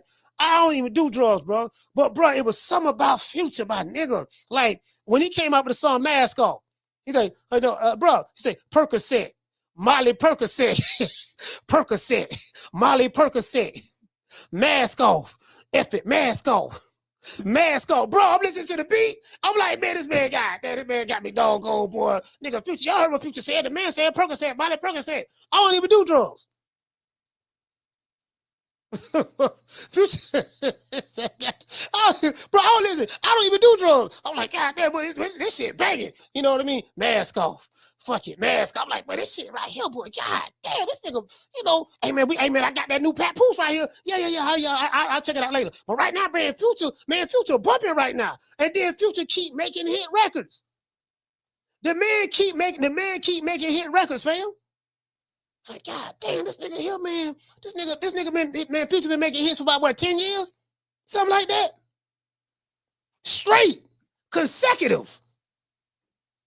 I said, yeah, oh, man, look here, man. You sitting there looking at that, listening to that damn music. Man, you don't know nothing about no real hip-hop. You listen to that old country bunking music. I said, yeah, nigga, whatever. This nigga selling out arenas. That nigga you talking about, that nigga that you talking about doing shows at the local bodega. What you talking about, B? Lyrically, he'll destroy Future. I totally agree with you. Lyrically, he will run circles around Future. But the fact still remains, Future selling out arenas, you selling out bodegas. I'm saying, fam. Yeah, he's a hell of a, okay, I'll give you a boxing analogy. Like Floyd Mayweather say, you know, hell of a fighter. He's a hell of a fighter. Hell of a fighter. That dude over there, he's a hell of a fighter. You know, but that dude selling out arenas.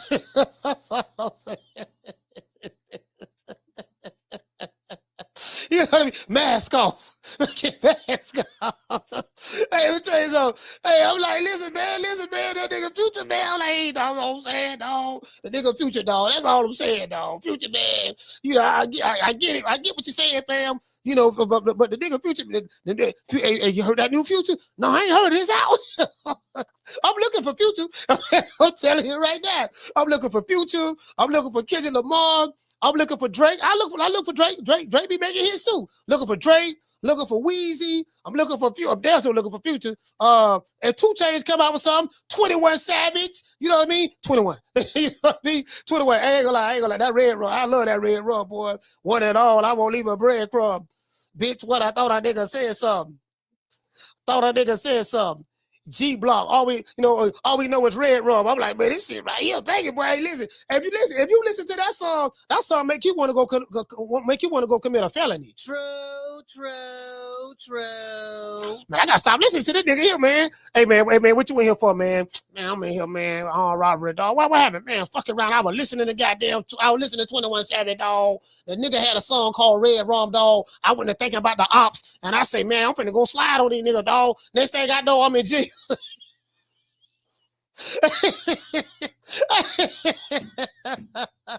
Hey, Miss Connie. Next thing I'm in jail. I'm right here calling the subscribers collect. Hello? You have a collect call from a correctional facility? Call from Coach Malachi. Do you accept the call? God damn, I wonder why we ain't go live today at 3 o'clock. Damn, this coach. Let me answer the call. Hello? Hey, Foodie. Hey, Miss Connie, what's going on? Hey, coach, what's going on? Why you call us collect? Man, you ain't gonna believe this shit, dog. Yeah, man, I wonder why we ain't go live today. Man, I'm fucking around listening to 21 Savage. I listen to that nigga, young NBA young boy. Man, goddamn, man, them niggas had got me riled up. I was thinking about the ops. They motivated me to go slide on the ops. I wasn't thinking about the consequences of my dumbass action. Now I'm in jail. And they can't nobody bomb me out. Can y'all get in contact with my bondsman? Put the money up and bomb me out. I pay it back to you. I pay it back to you next month when I get enough super chats. True. I need a nigga that's gonna make me want to do something. You get what I'm saying? I need somebody that's gonna make me want to do something. That's all I know. Make me want to go to jail. Make me want to catch a case. That's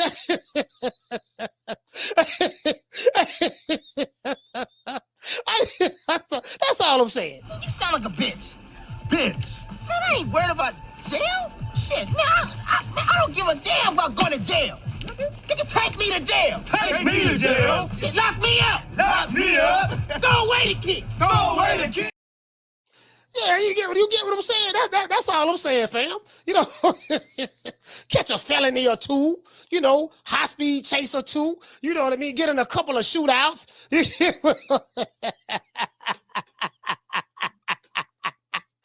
It's this shit.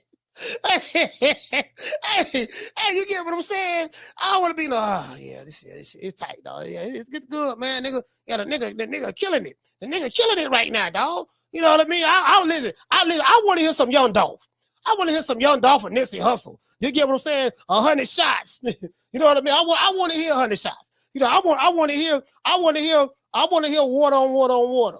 You know what I mean? I want to hear dog going, hold up. I want to hear dog. I want to listen. I want to hear all that. That's what I want to hear. That's what I want to hear. I want to hear Yellow Beezy. I like Yellow Beezy. I like Beezy. I want to hear. Hey, what's the fat dude? What's the fat dude coming out of Texas? What's his name? Big Country or something? Wait, what the fat dog skin dude coming out of Texas?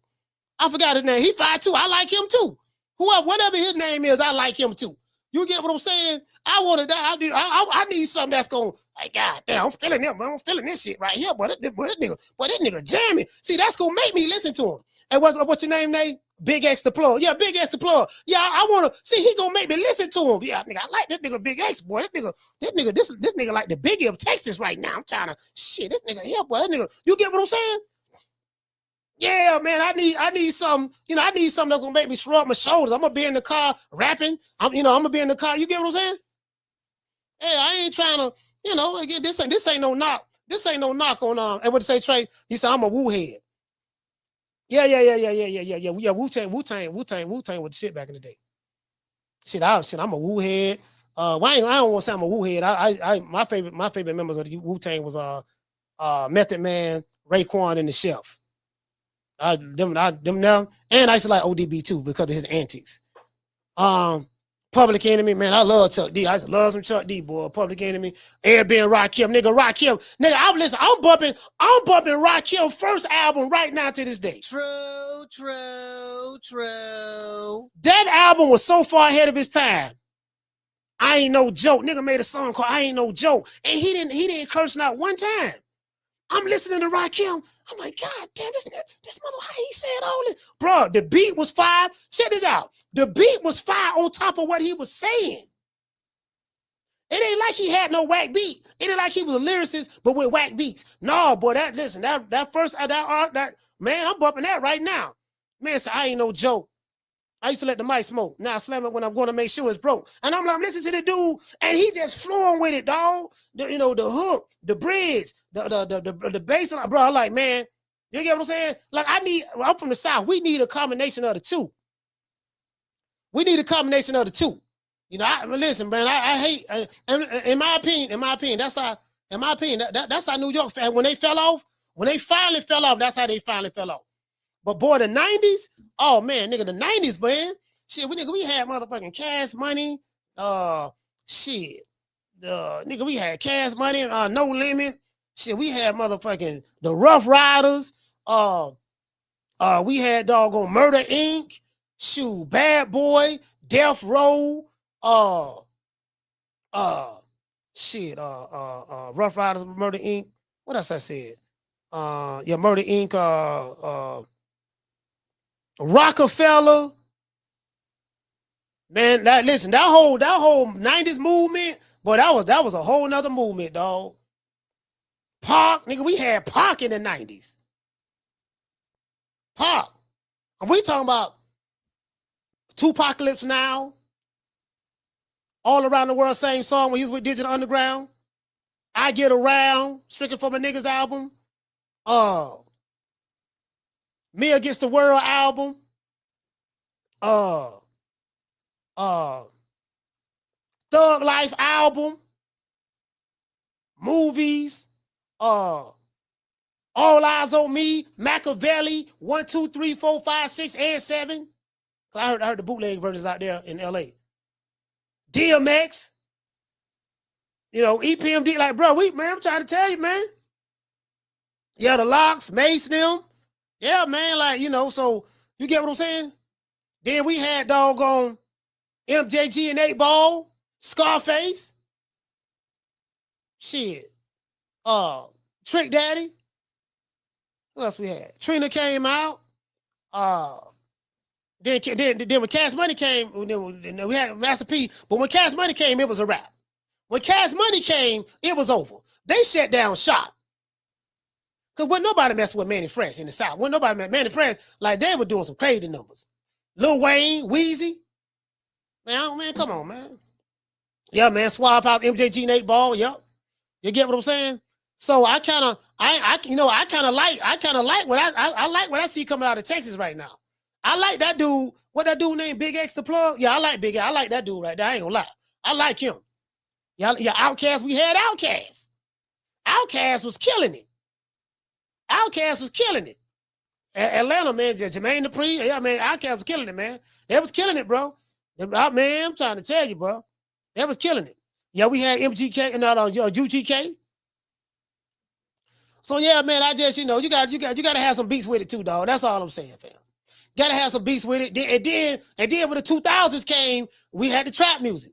Well, the trap music was started by Ghetto Mafia from Decatur, Georgia. For y'all who don't know, that's who started the trap. That was the first rappers I ever heard say trap. I'm in the trap, trap. That was Ghetto Mafia, right? Then we had that run. We had that Kanye run. That Kanye West run was vicious. We had that T.I. run. We had that Jeezy run. You know what I mean? I put on for my city and all that stuff there. We know what I mean? Trap Star. You know, we had that Jeezy run. Bro, that was a hell of a run too. That was a hell of a run. Then we had what them boys is? Not Cameron, I mean Jim Jones them. What they were, Dipset. They had Dipset. They had their movement. Gucci Man and OJ the Jew Man. Hey, Liam. Hey, okay. That's OJ the Jew Man right there. Whole brick, half a brick, quarter bricker, yay. Hey, okay. Hey. Hey, okay. I'm bouncing. I'm booming. I'm bouncing. I'm booming. I'm booming around the track. Hey, rap game good, but the dope game crazy. I said, this dumb ass nigga ain't saying that, man. OJ the Jew, man. Hey, okay. I say, bro, that was one of them songs when that came out. I said, this song dumb as fuck. Somebody bumping this dumb ass shit. And I listened to that song about 2 or 3 times. I was hooked. You know, when that beat came on, I was like, that this old whack ass song, this old country ass shit. I'm here, doom. Ain't nobody bumping this shit, man. Get around this motherfucker, OJ the Jew, man. What the fuck is a Jew, man? And next time I'm bobbing my shoulder. Next thing I know, I'm rapping a song. Whole brick, half a brick, quarter brick, and yeah. I was singing that. Hey, okay. Hey, you know, I hate that. I say, I know what I hate. I hate when I hear a whack ass song, whack ass rapper. I said, this nigga ain't saying that. This shit trash. But the beat so fire. It's the beat of the hook. The beat of the hook get you. I say, man, this nigga trash, but God damn, I ain't this shit. But hey, guess what? The music sound different. When you in the club and you drinking, when you in the club, for some reason that music sounds so much better. Hold on, what you say, Jason Phillips? He say Prime Cassidy. What you talking about? You talking about the rapper Cassidy? I ain't gonna lie, dog. I wasn't vibing with Cassidy. I'm being honest with you. I was Cassidy out of Philly, right? Yeah, I wasn't. Yeah, I wasn't. Yeah. I mean, he was a lyricist and all of that, but yeah, I wasn't. Like Cassidy got no play in my ride. I can't even tell you a Cassidy song. No, you know what? I know one Cassidy song, and that's because he sampled Jay-Z voice. The song "I'm a Hustler." That's the only one I know. That's the only one I know. Yeah, the Neptunes was fire too. The Neptunes was fire. Yeah, I'm gonna tell you who else I wasn't bumping. I wasn't bumping Gilly the Kid. Yeah, I wasn't bumping him either. Gilly the Kid wasn't. You got Gilly the Kid. The best thing came out of Philly from a rap tip. What's my main man name? Schoolie D. Was it Schoolie D? The father. Hold on. The father of gangster rap, PSK. He came up with a song. Old school. He came up with a song PSK. I think that was Schoolie D. Let me see. That nigga that was tight. I used to bump that shit.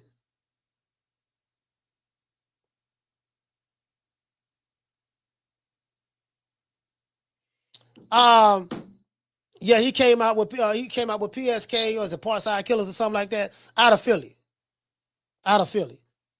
And then Meek Mill came out. Meek Mill.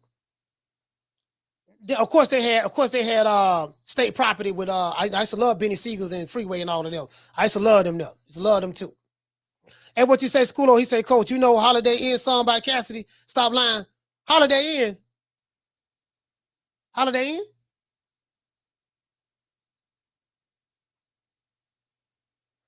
He got a song called Holiday Inn?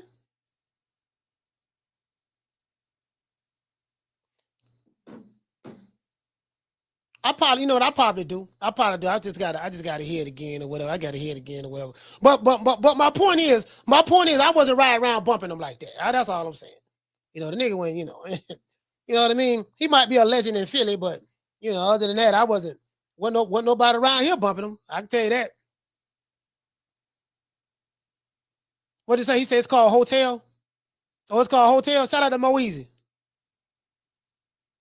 Hey, Lisa Bell say smartphones aren't so smart. Hey, let's give everybody a round of applause.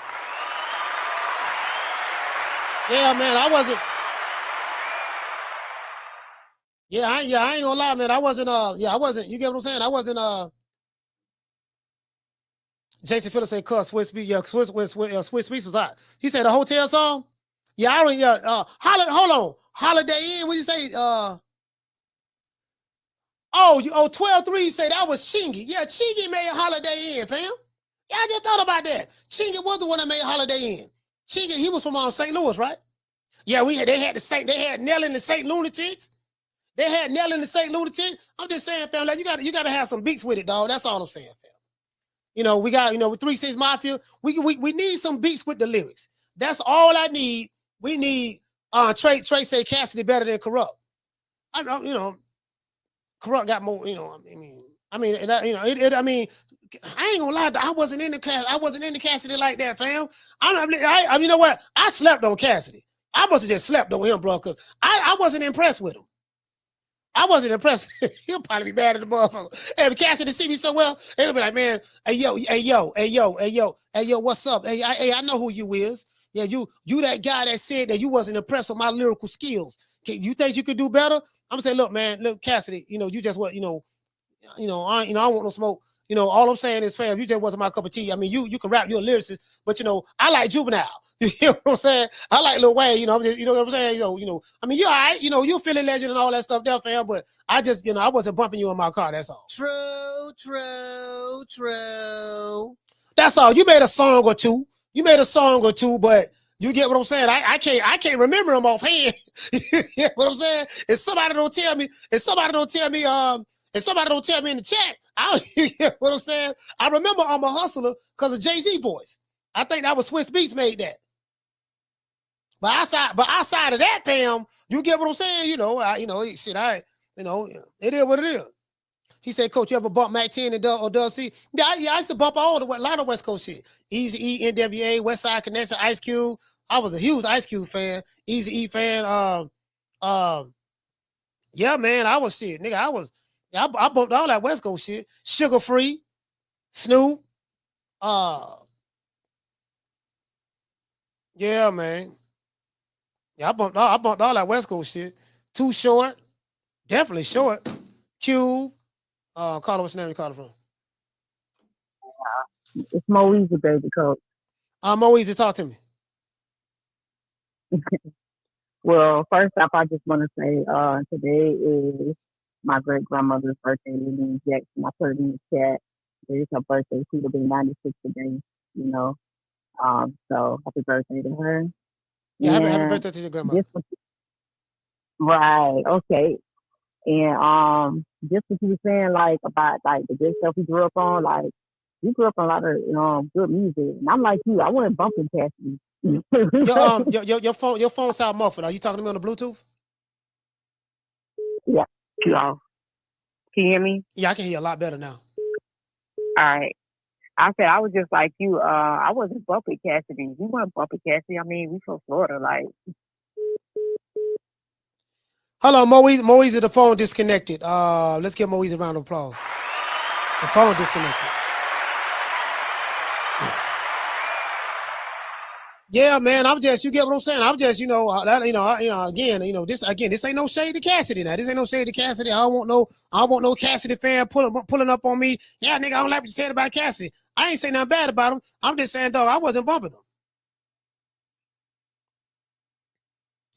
That's all I'm saying. I wasn't bumping him like that. I can't even tell you 2 songs the nigga made. Carla, what's your name? You calling from? Hey, Coach, what it do? It's Mike out of Bridgeport, player. You say Mike out of Frisco? Bridgeport, Connecticut. Oh, Bridgeport. Mike, what's going on, fam? Talk to me. Yeah, what it do, player? You mentioned a lot of names, brother, but you didn't mention 50 Cent. That man ran the whole era. Yeah, 50. Yeah, whole era of New York music, player. Yeah, I forgot about Fifth. I forgot. It's just so many names. I can't remember them all, but yeah, Fifth. Fifth had but you named Dipset. You named Dipset. They under 50 Cent music. Ain't no music pumping out of New York out of 2000 to 2004 other than that G-Unit era. I just want to get in that. You know what I mean? Mm.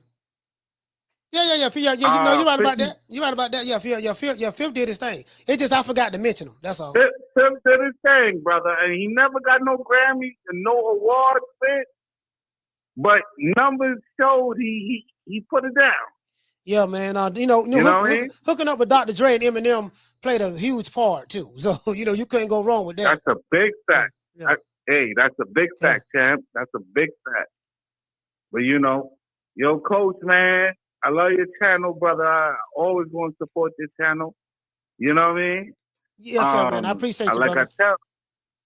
Like I tell you, man, what you do for me in the AM, I can't express that because it's sentimental. Like, it's different. You know what I mean? When I'm laughing down, driving, 1:30 in the morning. Yeah.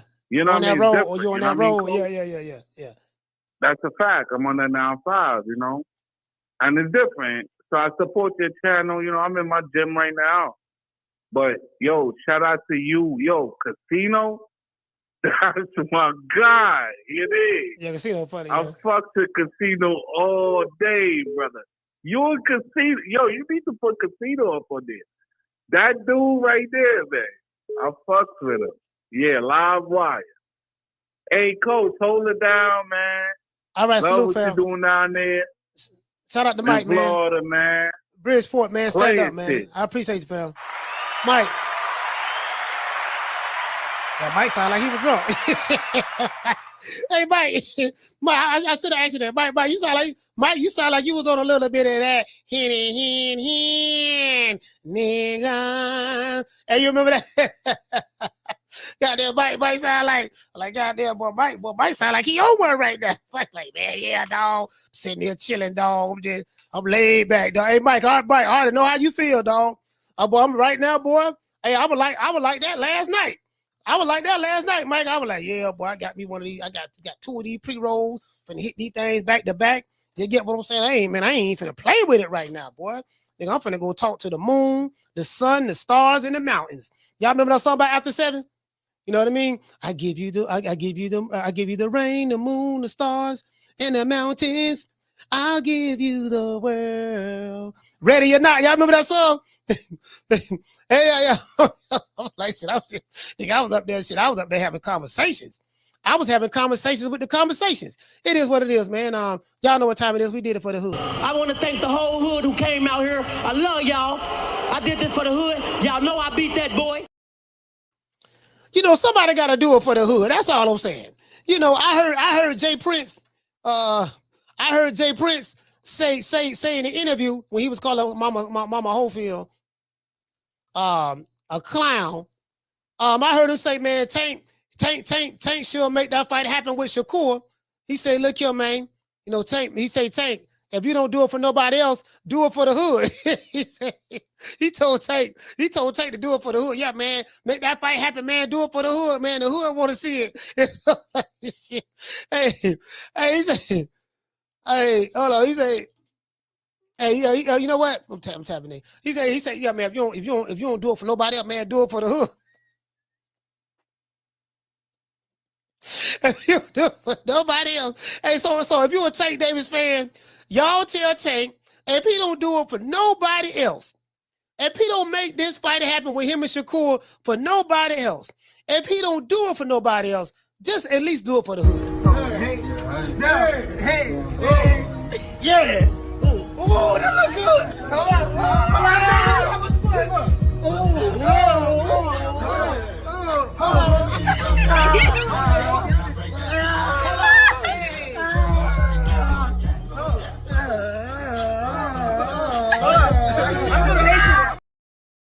You know, just do it for the hood. That's all I'm saying. I ain't asking them. I ain't asking them for nothing else. Man, if you just do us a solid, if you do this one for the hood, Tank, it is what it is. Don't ever forget, when I found you, you was strung out on coke. When I found you, you was like a big house, contemplating about killing yourself. So don't you ever forget who brought you to Big Time Box. I drugged you back. I brought you back. I provided food and put food on your table for your family to eat. And I'm doing it for the second time. So don't you ever forget that. Well, somebody said Pastor Troy, boy. You ain't lying about that. You ain't lying about that there, boy. You know what I mean? But vice versa, Pastor Troy. Well, hey, listen, we probably got to do an entire show just on music alone. Yeah.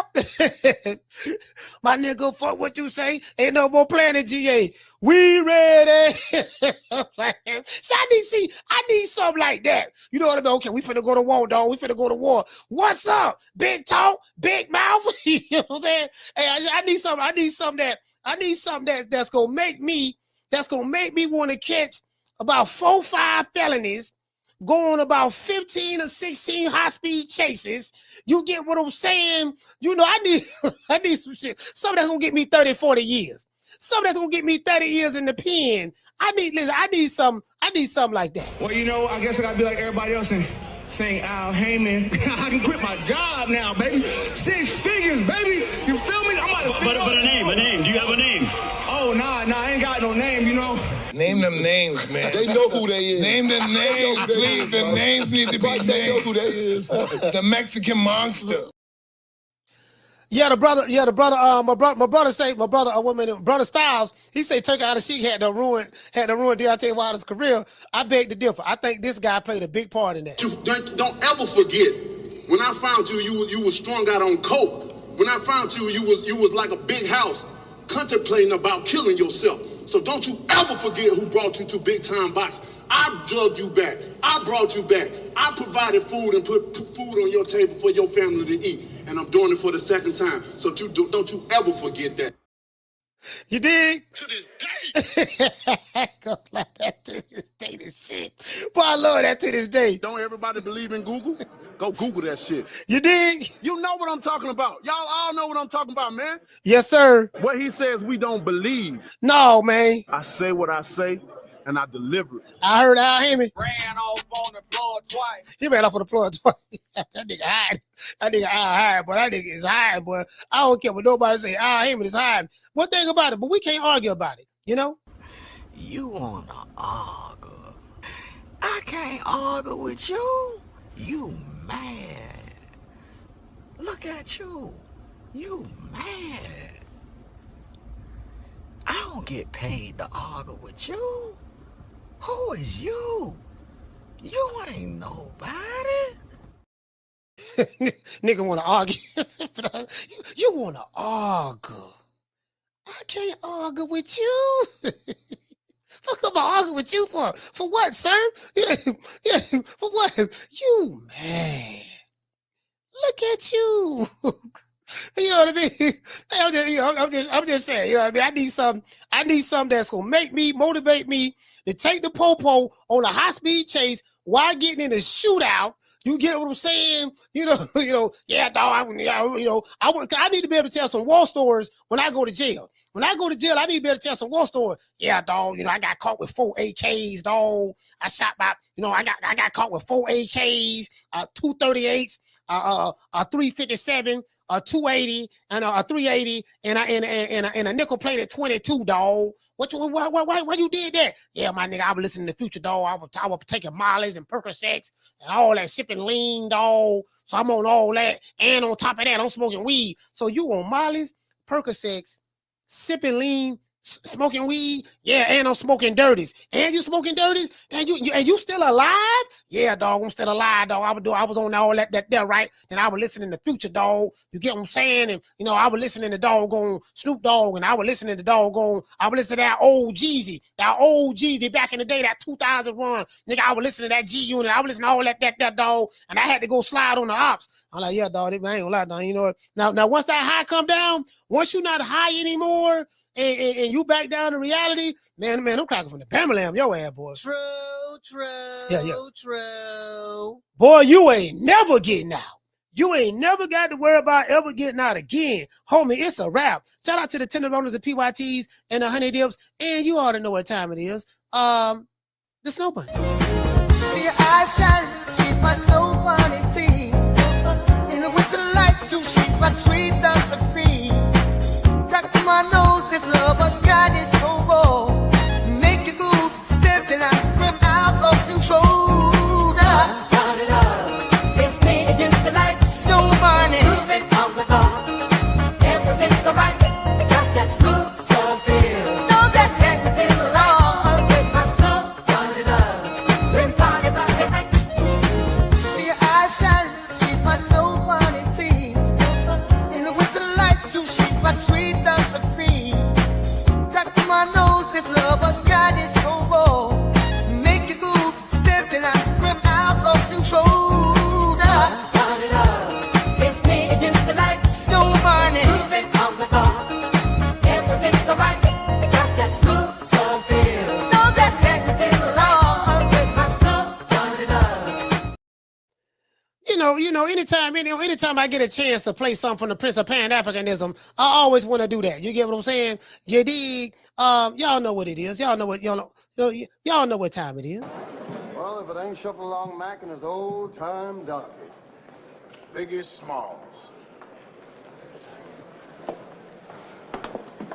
Your mama still working in them $10 houses? I was listening to that. I was watching that movie last night. Let's do it again. That was my movie there, man. That was my movie there. Let's do it again, boy. Botany Farnsworth. That was my movie there, boy. You know, man, Lord have mercy. It is what it is. Let's give everybody a shout out. Shout out to Nate. Hey, okay.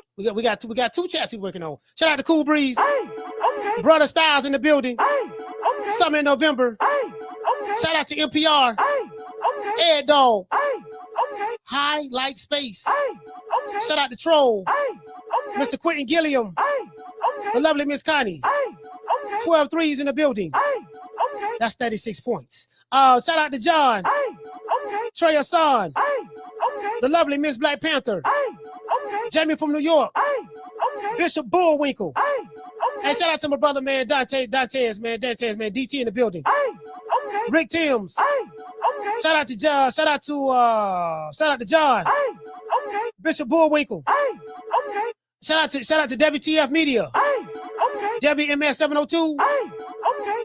G5 from the Bronx. Hey, okay. Schoolo X-Man. Hey, okay. Big CeeLo, salute fam. Hey, okay. Jason Phillips. Hey, okay. Shout out to Mr. Marcus Warren. Hey, okay. Who else we have? Nay the Great. Hey, okay. Hey, hold on, man. Hold on, Nay. I almost forgot. This is what y'all got to do, man. If y'all don't do nothing else, y'all do this for me since we wrapping up. Nay got a YouTube channel. I dropped the link of her show in the beginning of the show.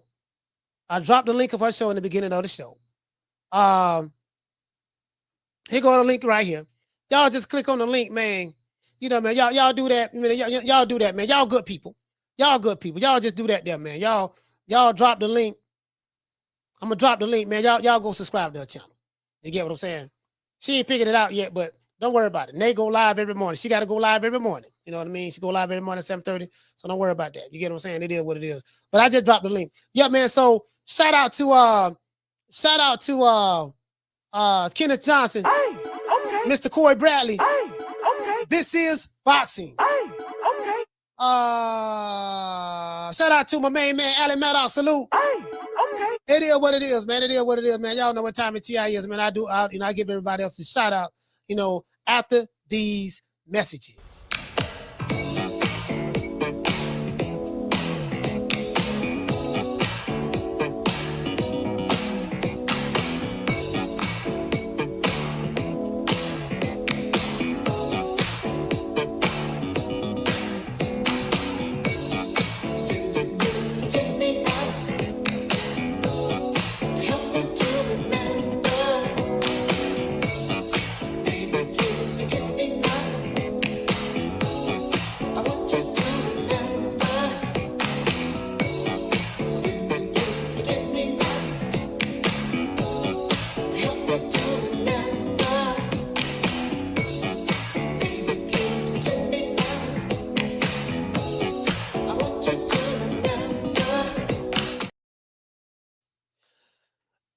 Yeah, man. Salute to everybody, man. Shout out to everybody, man. Shout out to Corey Bradley. Hey, okay. Nay the Great. Hey, okay. Green Eyes P. Hey, okay. Shout out to the Cardenas. Hey, okay. Yeah, I did. Shout out to hold on. Shout out to hold on. JC in the building. Salute, brother. Hey, okay. Who else we have in the building? Who else I didn't call out? Mr. Corey Bradley. Hey, okay. Let's see, who else we got? Shout out to Miss Black Panther. Hey, okay. Let's see, who else we have in the building? Shout out to Mr. Herman Brooks. Hey, okay. Yeah, 40th Street Black. Yeah. You ought to know. Botany Farnsworth and 40th Street Black. 40th Street Black. Listen, man. Listen. If you're gonna be a guest in my town, you know what I mean? You get what I'm saying? Hey, here you go. Hey, here you go, fam. Here you go. I got you right here. I got you right here, fam. Here you go. I got you right here. One of these days, I'm going to climb all over you. It take more guts than you got, Biggie. You got to bring ass to get ass. Now, Mac, I wouldn't like to see no violence. You ain't gonna have to. I'm gonna hit you so hard you won't see nothing, ever.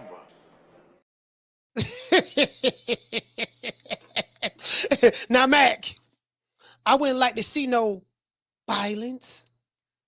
You said you won't have to. I'm gonna hit you so hard that you ain't gonna see nothing ever. Anyway, man. Shout out to everybody. Y'all know what time it is. You know my motto. Don't meet me there, beat me there. Peace. Much love to the family, man. I'll catch you guys on the next one. Man, I'm out of here, bro. Let's go.